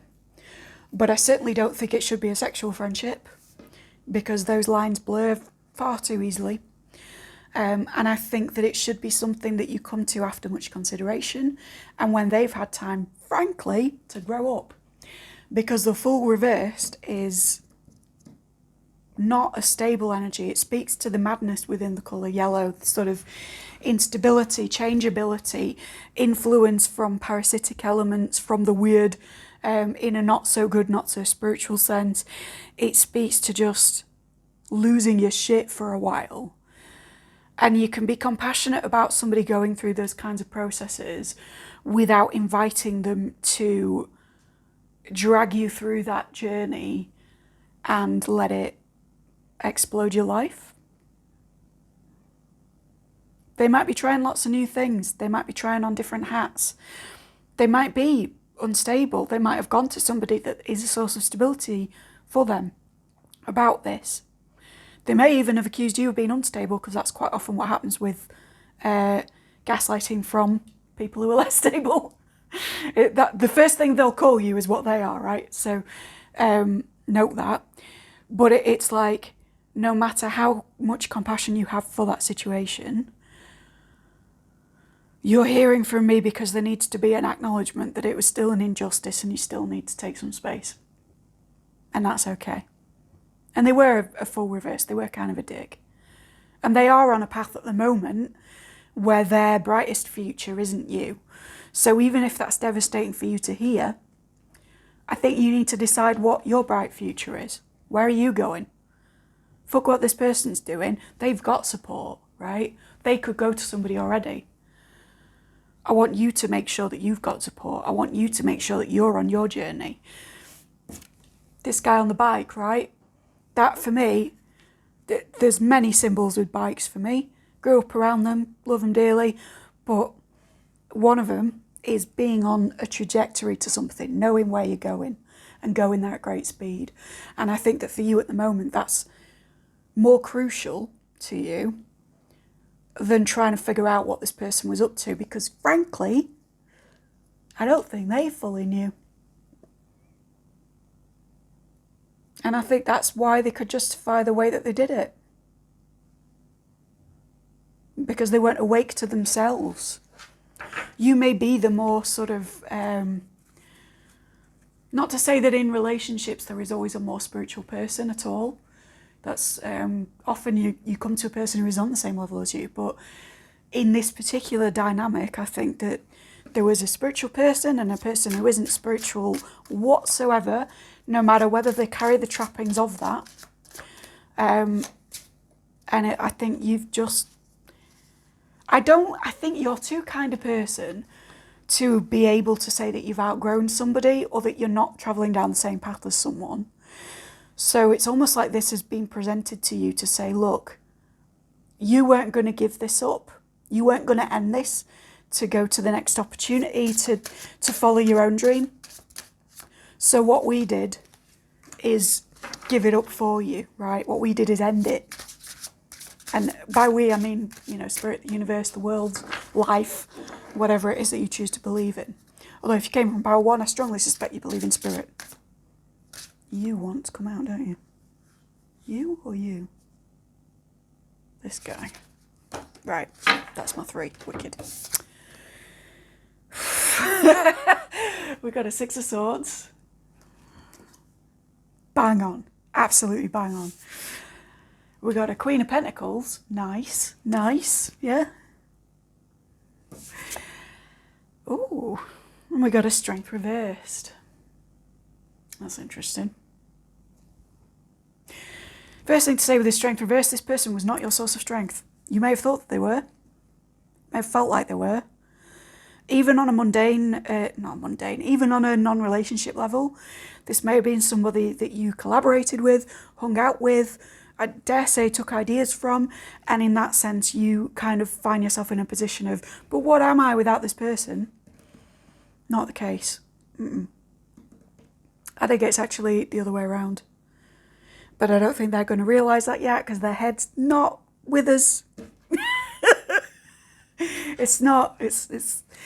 And the reason that I said the 6 of Swords, the reason that I said the 6 of Swords was bang on is because this is you leaving the situation emotionally and intellectually. Notice I stuttered on emotionally. I don't think you're fully acknowledging your emotions right now. You're like still trying to analyse this from a compassionate perspective. Good on you, love you, but sometimes you just need to know when to quit, dude. I'm really sorry. I know this message sucks. I've been on the receiving end of it and I've closed down tarot readings before because I didn't want to hear it, but it was right. And lo and behold, as soon as I fucking listened to it, soulmate rocks up, right? Well, not even soulmate, twin flame rocks up. Like straight away, I went through this situation and as soon as I was like, you know what, intellectually speaking, even if I don't agree with it emotionally yet, you're a dick. I'm cutting off. And when I did that, I met, I met a person. A very good person, a person that I hope will be around for a long time, put it that way. Why am I getting a clarifier for this? So yeah, you need to emotionally and intellectually leave the situation, get in your dinghy and go. Also, sorry for the northernness, this particular craft as well, although it's on water because that's the tradition of the card, it looks to me like it could be one of those amazing, what are they called? Like those sort of amphibious things where they can travel across land and then you get in water with them and you're suddenly floating. Like they've got wheels but also they float and stuff. So it's almost like you're finding multiple routes to get your head away from this. I'm hearing music for some of you, so if you listened to a certain genre always with this person, or you're just like into lots of different things, either try and choose music that doesn't remind you of them, that maybe even like stuff that they scoffed at or like that they mocked you for in a nice way within your dynamic. Like, immerse yourself in that part of you that's different to them. Again, echoes of power one. And sort of go for that stuff. Or if it's that you're into lots of different genres of stuff and that's not really resonating because so were they, it doesn't feel great to leave them behind, by the way, verbally. But yeah, if they were into lots of stuff, you're into lots of stuff, then just make sure that the music that you're listening to is not going to take you to a worse emotional place. This is not the out is through of pile one. You do not need to back up every Radiohead album. This is instead the time to go away from the Radiohead, away from the Mitski, away from the Lana Del Rey. I don't know, I don't listen to her, but I listen to the other two. Anyway, get away from the sad shit and put on the stuff that fires you up. If you don't know what kind of music makes you happy, or you are one of those incredibly modern individuals who doesn't really listen to happy music because it's not cool, then what I would say is find the shit that makes you feel like a sexual being again and listen to that, right? Maybe even dance to it. Music is a big thing of this, but also there are other things that you know, hobbies, groups of people, locations even, that can pull you intellectually away from this person and something new. I'm not saying leap into bed with somebody, by the way. I don't think that would be healthy right now. Yeah, there's nothing in here saying that, but if you feel drawn to meeting up with people on a platonic level, absolutely do that, even if they happen to be really attractive, right? Just go for it. I think all of that is really like, yes, if this is a romantic betrayal, take a measured approach, but also stop closing yourself off from people, experiences and things that you maybe shut off because you were in a relationship, or because this friend didn't like them, or because they weren't appropriate to that project. Whatever. You do you. I'm reading for a lot of people. You know what I mean, right?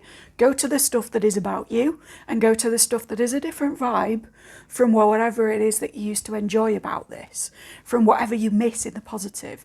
Don't dwell too long on what you missed, but also like acknowledge it enough to step away from it and go, my personality is so complex. I can go on land, I can go on water, I can soar through the air. Let's take a different route to the one that we were on, right? Queen of Pentacles is an interesting one. If you are somebody of any gender who is attracted to women, there is a possibility of a woman, possibly a fair-haired woman of any race, so it might be dyed hair, it might not be, who is financially stable, or who is like in a good position with their career, their body, their home life, all these kind of steady earthly things, who is cropping up for you. And while I would say to be cautious of leaping into that from the position that you're at the moment, again, spending platonic time with them I see as a good move. And it may lead to something more, particularly something on your level, because we've got a queen and a queen. Same-sex attraction may resonate. Hit me up down below if it does. Wicked. There was some reference to that in Power 1 as well, but only obliquely. So yeah, I'd just like to know if my LGB++++ collective is in the house. But yeah, there is that energy there. And if you're not attracted to women at all, then I see you coming into a place of that same stability, getting your finances in order, maybe throwing yourself into a career as a result of what's happened, and getting to the point where like things flow through you. I'm seeing this girl like floating the pentacle, and it's like she's using the force for you Star Wars fans. And it's in a very casual way. It makes me think of, as I'm filming this, the last episode of Mando, where Grogu is rotating his chair using the Force, the way that Yoda did, but for a much more chilled out way, right? Yoda was rotating his chair in order to speak to people and be at their height. Grogu was rotating his chair because it was fucking fun to do and Daddy was busy. And I see you like coming into a place of financial stability and equilibrium, but kind of using your money because it's fun to do and not necessarily because there is a particular bill required or because there was a state of urgency or emergency before. Bjork is coming into my head now. I say state of emergency, may hit for some of you, may not. But yeah, it's like you're spinning your chair because you can. The force is flowing through you because you're in a state of enjoying your abundance and not just working towards abundance to obsessively get your head out of this, or working towards abundance from a place of lack or poverty. Again, the strength reverse, we've pretty much covered it, but also I would say don't go too heavily into sexual temptations at this time, because sometimes the strength in the upright can be about sort of the difference between basal impulses and what's good for the higher mind. And I don't like this dualistic Calvinist bullshit about mind-body separation any more than you do. And I ain't gonna slut shame anybody for having a good time. But what I will say is that the times when that kind of sentiment is appropriate is when you're moving out of an energetic connection to somebody else sexually, and it's not yet appropriate because you're still kind of pulling your cords back in from that soul tie to then extend your sexuality to somebody else, right? So there may need to be boundaries drawn, particularly if somebody new does come in, and particularly if they are very fruity and luscious, which is what Queen of Pentacles energy tends to portray, right? It's the lesser empress, so it's very juicy. You might be very physically tempted by somebody around you, particularly somebody curvy I'm hearing, but you've got to like pull back from that and be like, listen, we're hanging out because it's platonically good for me right now, but I'm not in a sexual place.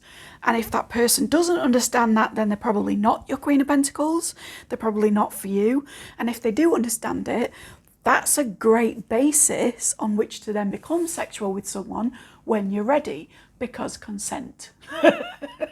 Okay, so coming in to clarify this, yeah. Oh, I love this. They get so accurate. They literally confirm what I say, like before I say it. You saw that I didn't pull this card until after I pulled and acknowledged the 6, right? So you know I'm not joking when I say this is spirit confirmation. Death reversed is not wanting to let go of something, not wanting to change. And I was saying you need to intellectually shift out of this space, but it might be difficult. I think this is a little bit of spirit telling me your condition, which is that you don't want to let go, right? Never let go might be a thing for some of you. That does resonate with a personal situation. But yeah, it's this thing of like you may have promised this person that you're not going to let go. Or if it is a friendship or a family member or something, you may feel indebted to them in some way. You may feel that it's not right to turn them loose. I'm here to tell you that that is absolutely the correct thing to do at this time. Because if you keep them around, it's not just that it'd fuck with your head and increase the gaslighting. It's that it'd actively keep them from their purpose at the moment as well. Like I say, they were following their 9 of Cups. They were following their wish fulfilled. They even went to the extent to go to somebody else to justify their existing feelings and confirm that they were doing the right thing because they felt guilty about what it would do to you. But in the end, it is correct for them at the moment, right? Or they think it is. Their whole heart is in this, is what I want to say. Whether it pans out for them or not, their whole heart has to undergo this and take it as a lesson and come out the other side. Your whole heart is not meant to be a part of that process. And I don't want you to hold them back from doing it. And I don't want them to do it in front of you and upset you so much that you're thrown off your track as well. I think, again, it was in the first collective love reading that I've done is the last reading on this channel before this is uploaded, hopefully, or at least the last full reading and not short. And I think, you know, that referenced this thing of like,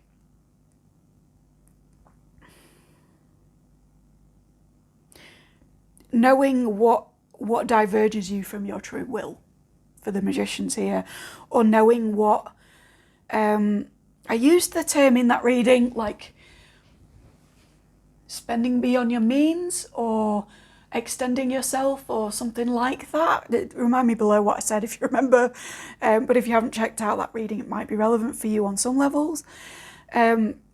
but I meant it, like I went on to sort of explain that I meant it also in spiritual sense, because there are actions that we can take that diverges off our passions and our purpose and our mission from spirit so much that they are an overspend as well in terms of our energy, our spirituality. It's almost like taking all the money you have in the bank and putting it into one thing and then going, oh shit, that thing didn't pan out, or I now have no money left for food, or whatever it is, right? It's the energetic equivalent of that. And I think that in that way, being around this person to support them, whilst it might be an admirable thing to do, would take you off your purpose. It would upset you to the extent that you would no longer be able to function with what is your job to do and your joy to bring other people. And remember, when we're talking about boundaries, we're not just talking about cutting people off for cruelty or for coldness or any of these like Queen of Swords reversed elitist ideas that we all feel a bit hackled by. The reason we draw boundaries is so that we are more able to give of ourselves to the collective in a way that is compassionate. You can't be kind to somebody if you have no resources left. You can't do your job in the world of experiencing joy so much that you are an enthusiastic beacon for everybody else and they feed off that and they go do their thing as well. If you're miserable because you're obsessed with your ex or your old friend or your family member or your old business partner or whoever the fuck this person is. So this isn't like, I want you to take the focus off what's cold towards them and put it on what's warm from you to the universe. How are you going to best function to be the most compassionate and lovely and enthusiastically happy, infectiously happy person that you possibly can be in the shortest amount of time? And I bet you that the road to that doesn't look like hanging around with somebody whose path makes you cry in secret. You feel me? It's a difficult one, I know it is.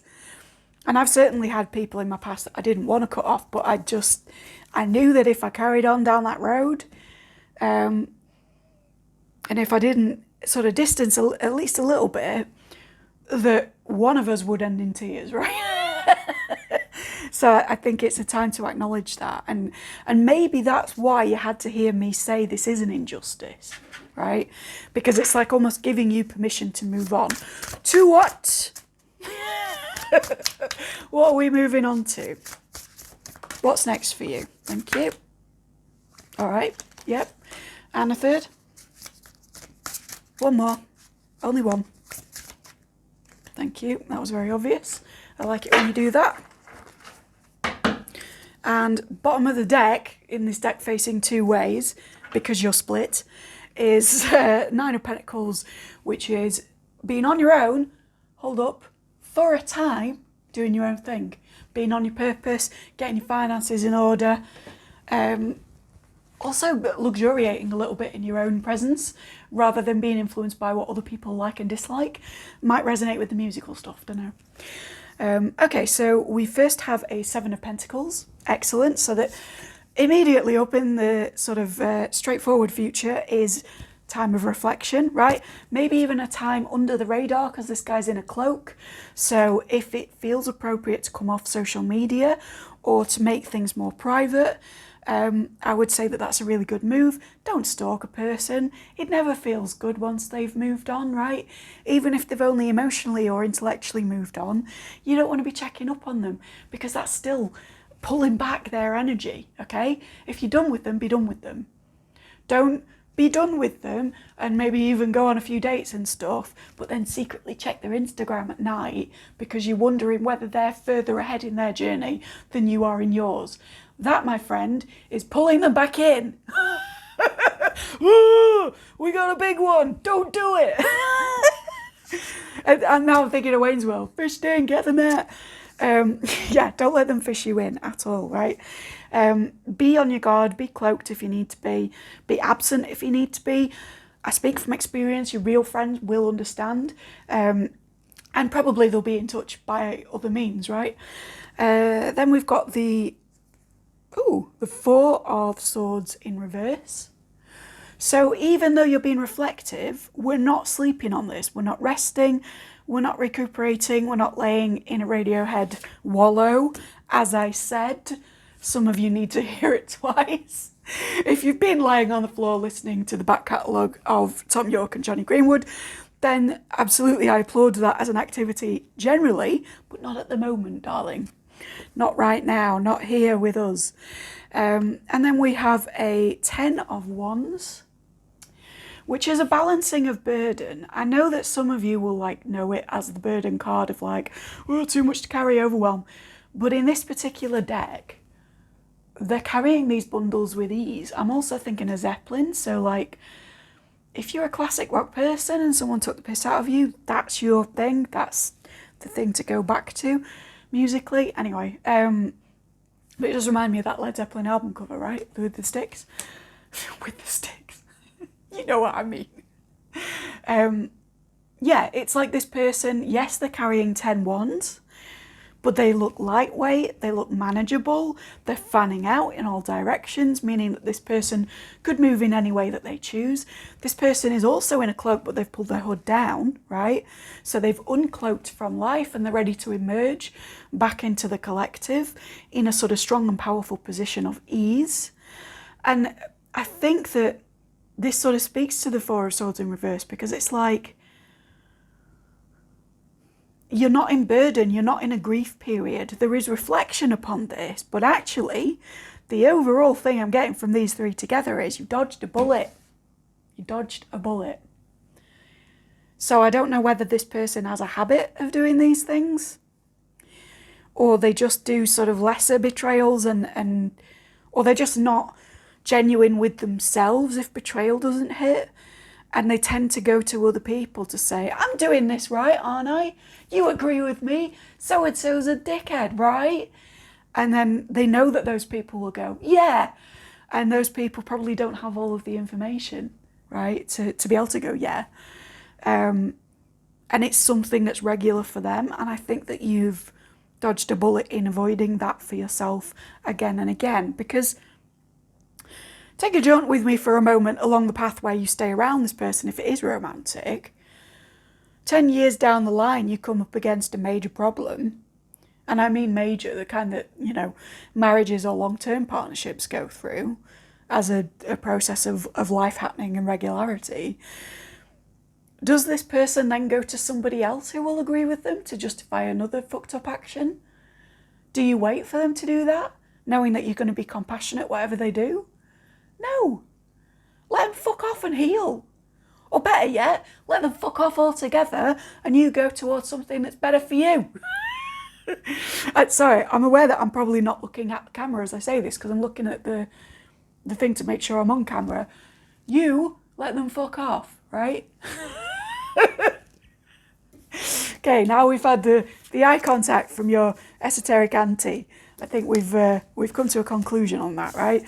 So the next steps are reflective, but they're not a lack of movement. You don't have to stop doing everything. In fact, I would encourage that you don't stop doing everything. If you've been wallowing, don't do it anymore. If you've been dwelling on what they did, don't do that anymore. Certainly don't seek vengeance, because again, you're just poking the bear into your space, being like, hey, pay energetic attention to me, please. I promise we're not done. Meanwhile, they're living their best life. It's no good for anybody, right? Just let it go. And again, if you came from pile one and you heard my little sort of rant about that stuff there, ask your ancestors to take care of it. You don't need to take care of it, magically speaking, if you've got good allies, yeah? Crikey! Sorry, I didn't mean to give you a full bollocking pile two. I do think that you're ready to move forward, and I think the future is going to be very bright for you when you do. But also, squeaky voice, I think that you needed to hear what I was saying there, because you're feeling a little bit meek and mild, and you need a good telling off in the nicest possible way. I love your kindness. I love picking up on your energy. You're a righteous dude, absolutely. But in this instance, it is better to distance than not to. Pile 3.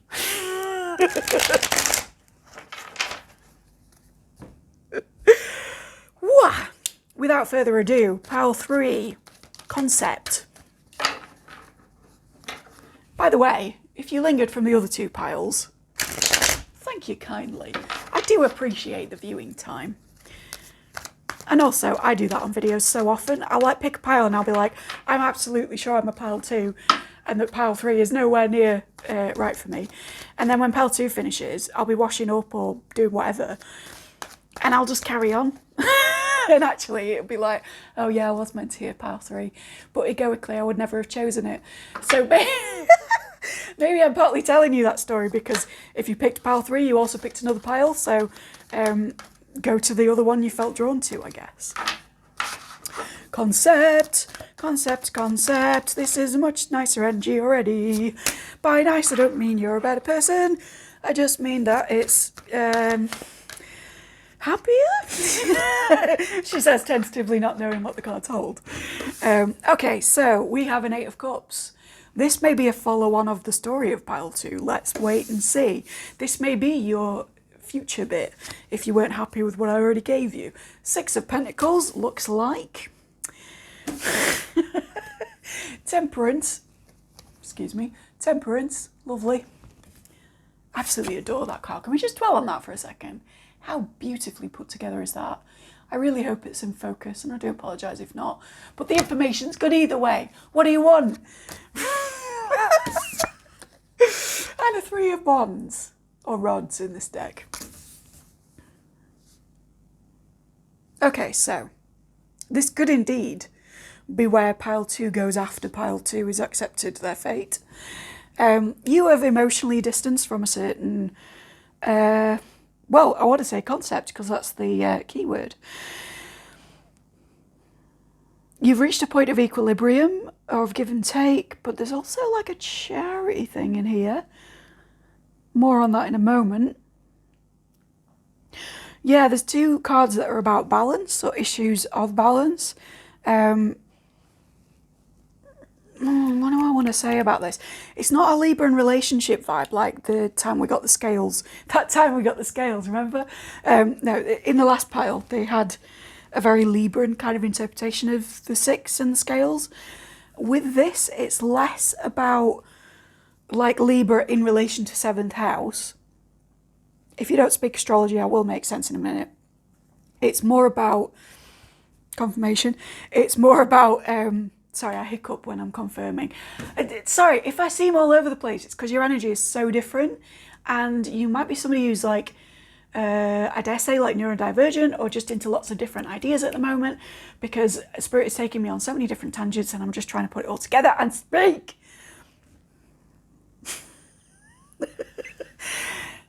It's less about a 7th house issue and more about balance in terms of sides of a coin or parties involved, but there is planning, potentially entrepreneurship involved in this. Are you an arts dealer, gallery owner, artist, or something else in that realm? Hit me up in the comments if you are, because that is coming through really strongly.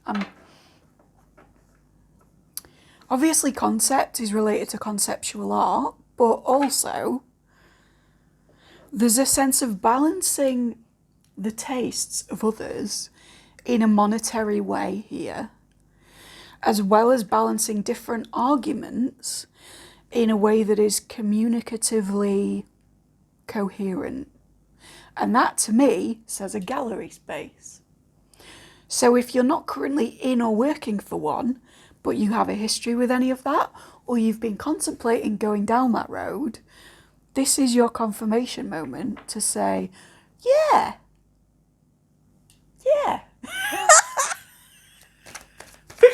Let's get more on this for those who aren't directly involved in gallery work, because it might not be you. I know I do have artist friends on here, or former artist friends who are now very good at other things as well. If it's you, you know who you are. Love you dearly. But there's some kind of nod to that world being open for you again if you choose to return to it, and that's not a pressure. It's just a nice little sneaky invitation. And in this case, there's more of a solo position there.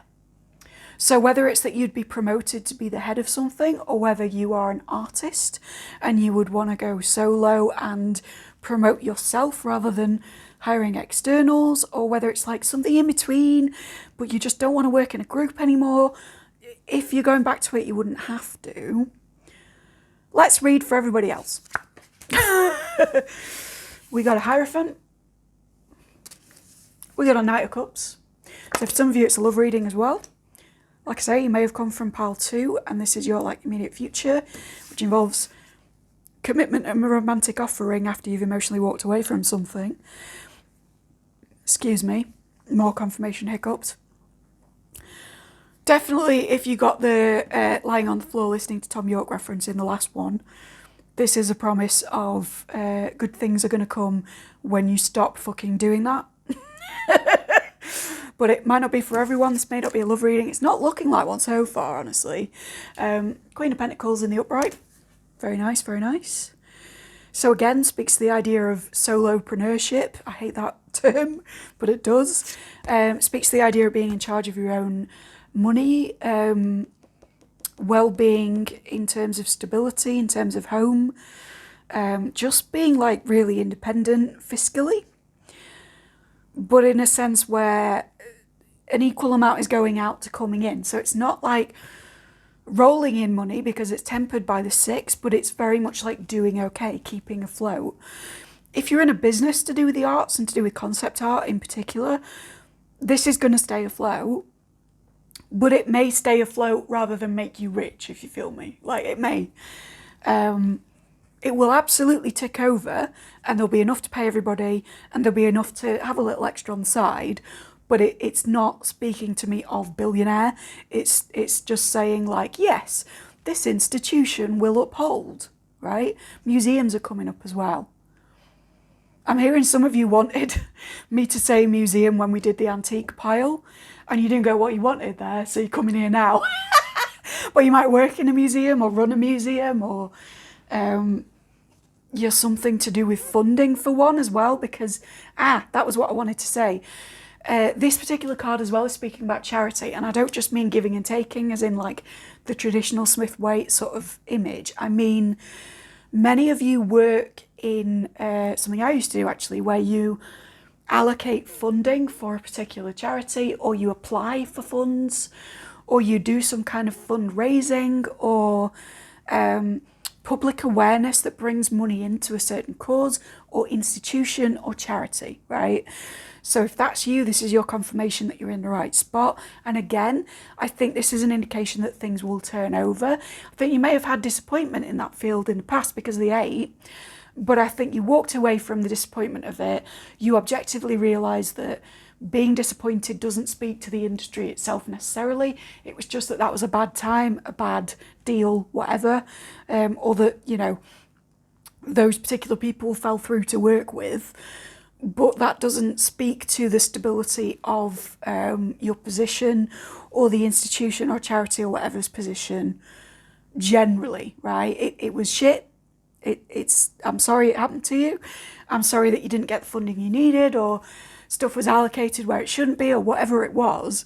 But it's going to be all right, right? It's turning over. We've got a Queen of Cups as well. Sorry, they're urging me to get on with it. And we got an Emperor. Control coming in, and this is like an odd one to the card. This is making it 5 bundle instead of me wanting to pick a 3, so that's telling me that there's like an element of chaos coming into something which was stable, being 4, but that element is under your control. I'm seeing you as the Emperor, any gender.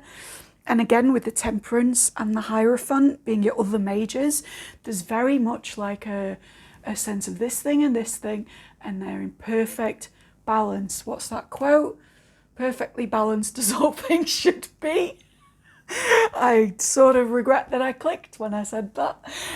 But you know what I mean? It's not a negative Thanos energy. It's just like that. The actual wording of that is appropriate.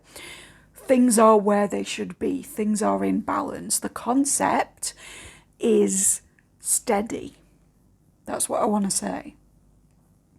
So if you're reading this as concept because you've had a particular idea, particularly an artistic one because of the themes that have come up, or a monetary one that relates to having equal finances or work or opportunity with other people because of that charity vibe. Particularly if you're an entrepreneur, this is going to pan out. Okay, this is going to be great. It might feel chaotic at first. You might have a sense of something coming in that's out of your control, but you will regain control very quickly because with the Hierophant and the as above, we're not seeing the so below, but I know it's there. It's like you've got the skills to pay the bills already, right? You've got it in you to do this. With a Knight of Cups and a Queen of Cups together, it's like this is something you're very passionate about. This is something you've already been dreaming about quite a bit, and particularly with the Knight with this and the sort of, I don't know whether they're roses or tulips in the background, but tulips for me are about following joy and kind of going for something that's less traditional, less conventional, again, themes of the Hierophant, in ways that speak to you more readily.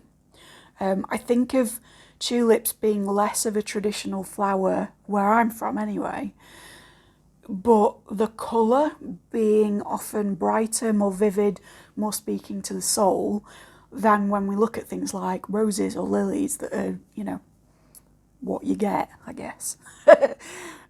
So it's this thing of like, this might be an off-the-wall idea. It might be that you've been spitballing something and you're like, I don't even really want to say it out loud yet, I'll get a tarot reading. But this is confirmation that you've been dreaming it up and that we see you and it's happening. And I think it's going to be really profitable. I also think it's going to be emotionally fulfilling with the Queen. And I think if there was any doubt as to whether you can repair damages or change things from one state of matter to another, literally, in order to bring this about, that is not, it's not something that's based on truth, right? You're going to be able to handle whatever alchemy is required, be that physical or spiritual, right? Because I know some of you are magicians. There is a few sort of 1Z energies in this. There's like magical operations that I could be approving. Others of you, like I say, are artists or in the art world. Others of you, it's a business idea. General reading, I'm reading for a large collective, take it as it hits. But whatever this concept is, you've been dreaming about it in the background on the down low, and it's going to be emotionally and financially fulfilling. Absolutely. And if you've come from Pal 2 and all that concept is just leaving their ass, fantastic, good for you, do it. I've been a bit savage today, sorry. I got particularly triggered by some of the stuff in Pal 2, like, no, will not stand. But yeah, if you are my Pal 2s, I want to support you and say, yeah, just fuck it off, you'll be fine. You'll be absolutely fine. This is all just confirmation of what you got. It's a different reading subject, by the way. You don't need to watch Pal 2 if you're in Pal 3 and you didn't feel drawn to it, because theirs is a love reading. This is kind of not, but just for my Pal 3s, if you're wondering, the devil. Interesting. With the Emperor. Right, okay. Some of you are trad witches. So it's the literal devil, which is fine. I'm all for that. Dabble a little bit in tradcraft. Well, I don't dabble in tradcraft. I'm a chaot, but more trad identified than anything else. Not particularly considering myself pagan, more a cunning person, or one in the making at least. So very much approve of all that.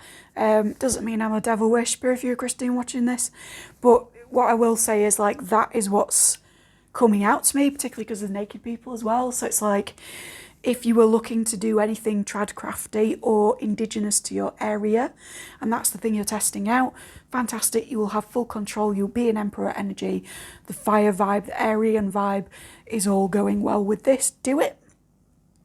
Or if you wanted to explore those waters as well, I'm hearing, for the first time, that would be really cool. Love that journey for you. But if not, if it was one of the more mundane interpretations, then the devil energy is telling me that whatever it is that you'll have handled as the emperor might be to do with the temptation of another person. So on your team, or, excuse me, I'm trying not to be indecent. I'm sorry if you saw anything there. But this really is not a comfortable position to read from my perspective. Yeah, it's like somebody around you wants different things or wants something from an ulterior motive. Hello again, pile 2. And the thing where you'll have to come in and like manage the situation is to do with their temptations, not yours. But it will be an easy thing to manage, I think. Because they're chained to, again, concept. They're chained to concepts that are very different from your value system. And I think you can kind of use their own chains to bind them in a weird way.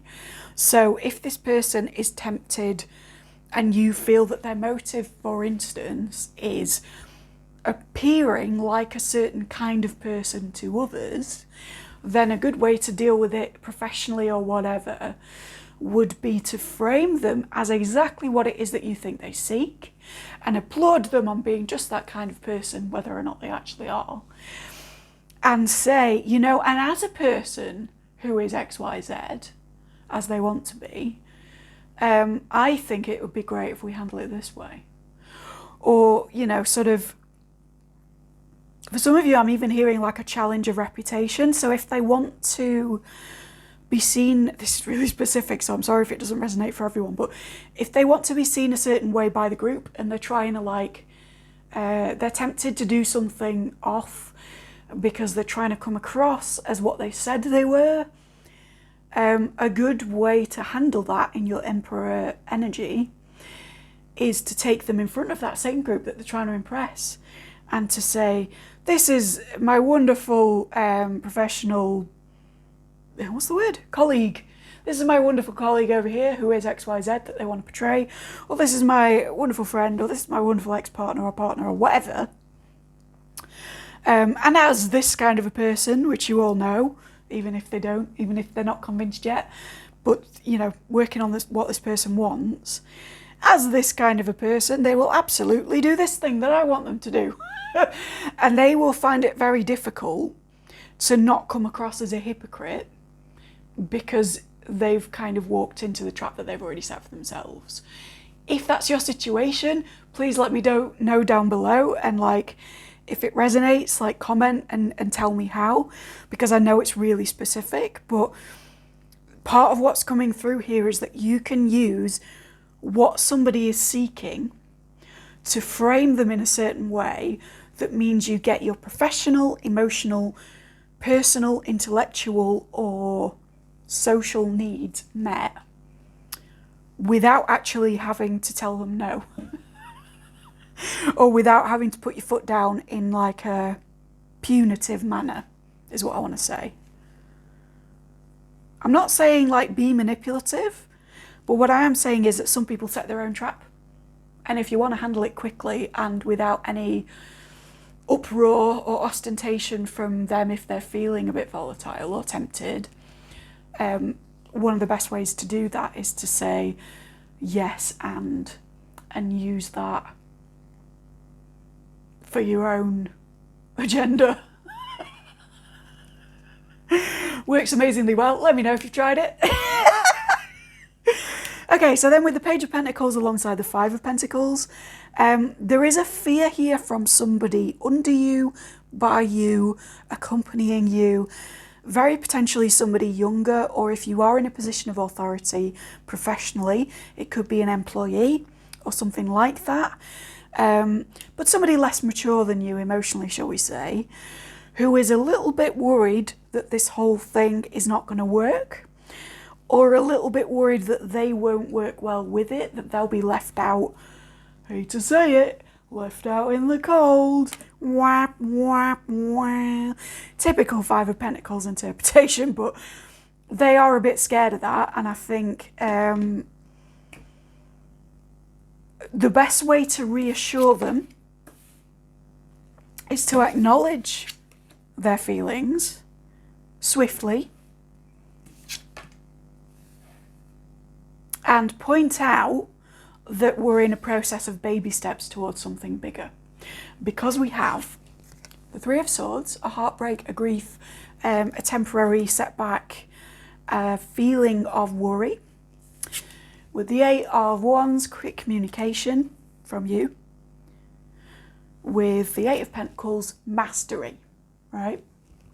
So essentially, if you have a doubter on your team, or somebody that is a confidant, if you are like a solopreneur or something, and they are thinking this isn't going to work out, the concept's too high concept, it's too pie in the sky, or I don't think that that would vibe with everyone, or whatever it is, they are worried about their own money in some way, or their own security, confirmation, their own security as it relates to you. And like I say, the best way to handle that is to say, yes, I hear what you're feeling, and to do that as quickly as you possibly can, but then also to say, here's where I'm moving from, here's the broader picture. And you don't need to be misleading on that. I don't think it's going to come from a place of like breaking it down in a patronizing way. You don't need to talk down to this person because they are younger, or because they're not as qualified as you, or whatever it is. But a true emperor in the light, somebody who's channeling their fatherly, diplomatic, kingly energy correctly, is somebody who can translate their vision to somebody else with proficiency. And I think you've reached that space, right?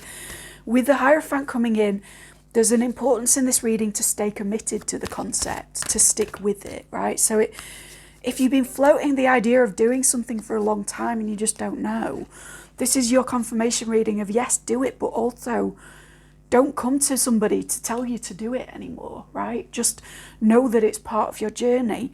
Be steadfast in your conviction, and you will come into that emperor place of sort of, sounds counterintuitive for the emperor, but delegation, diplomacy, good rulership, right? Whether over an idea and a sketchbook and a showing, or whether over a business or a group of people or a social situation for some of you, whatever it is, because again, large audience. But for many of you, this is like very pentaclesy, so it's work related, or could be related to something that will make you money, right? Hearing Depop. I don't know how that's... I mean, I guess some people make money on Depop. All right, I'm going to take all of these because we're almost done. Death. Don't panic. With the Empress. Nice. Nice. Some of you have been exploring the sacred dark feminine. I applaud you. That's all I'll say on that. I don't want to get banned. Queen of Rods in reverse, or Queen of Wands in reverse. And the Star in reverse. Ooh. Don't worry. I'm only making the noise because you guys have a playful energy. Okay, so Death with the Empress is telling me that old patterns are ready to be outgrown, and you're going to come into a period of maximum creativity once they are. So if this all feels a bit ephemeral for you so far, firstly, thank you for sticking with me, but also, like, I think that this will crystallize, it will coagulate, there will be some kind of catalyst involved once you let go of stuff that you know isn't right for you, and then it's going to kind of develop into something which is like, now we're doing this. But for the vast majority, you've got a pretty good idea already, because like I say, the Knight of Cups, you've been dreaming about this, you've been fantasizing about it in your deep, dark, secret self. Whatever it is, you are going to birth it, you are going to bring it out into the world, you're going to do so from a position of respect. For some of you as well, you're going to have counterpart energy involved in this. So a partnership, or a really good, positive, yin-yang, equally complementary kind of a friendship or something like that. Creative collaboration that is in its highest elevated form.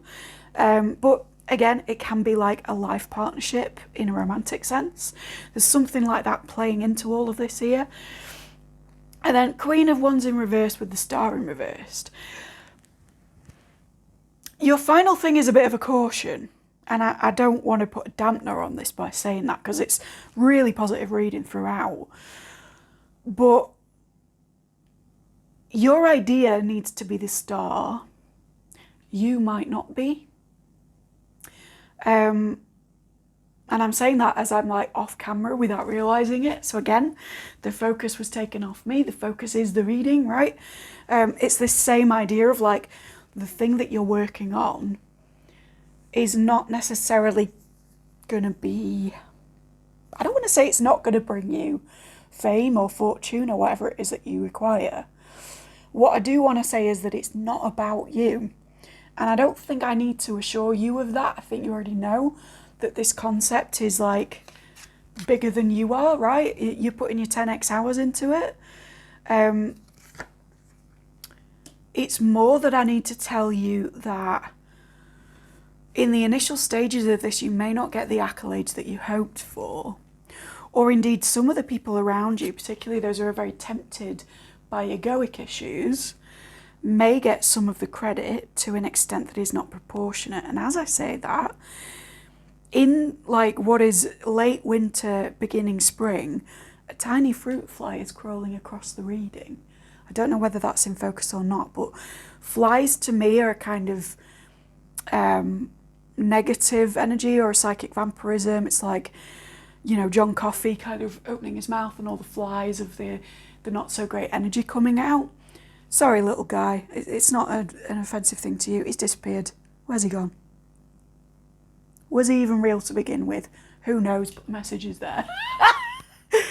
But yeah, it's this thing of like, there is some kind of negativity around this where I want to say you might feel butthurt that something that you've put so much work into is initially portrayed as more of a group effort or more to do with one person in particular.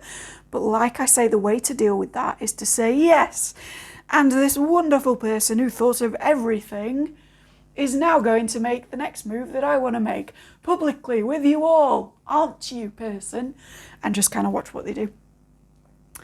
But yeah, the star in reversed, it can be many things. It can be unhealed stuff, all sorts of stuff. But for this sort of a reading, I'm not getting that. It's more that like with the Queen of Wands in reverse as well, like, because the Queen of Wands is so much about identity and kind of third chakra issues, exuberance and sun and all this nice sunflowery energy, but also like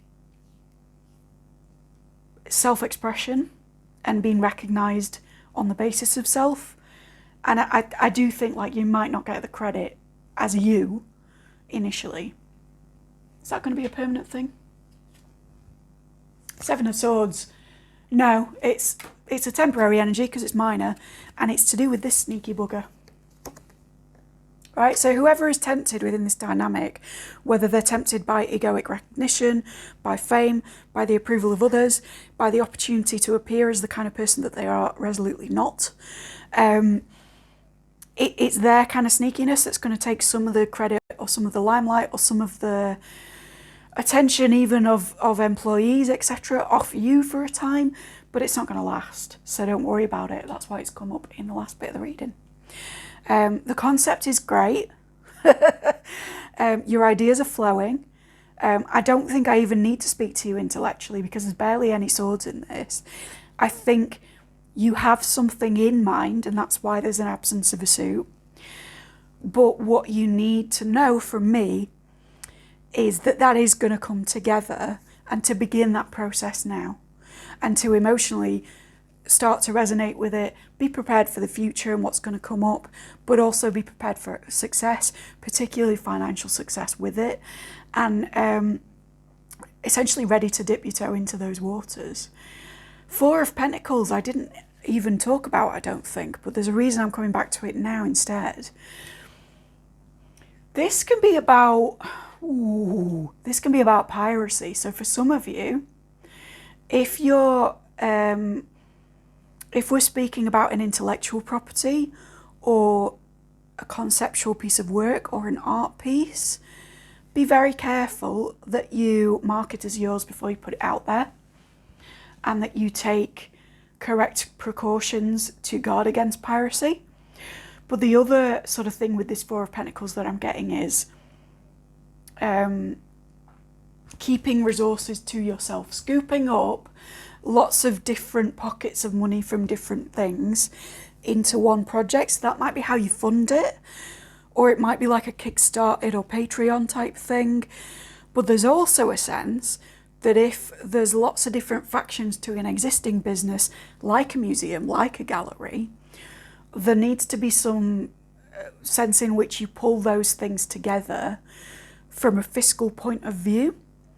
If you haven't submitted your tax return yet, it's not the most obvious tarot reading interpretation, but that is going up for you.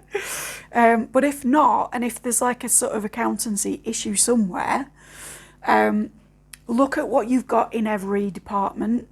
Look at how you can pull things together into one place, or have one independent qualified professional assess things.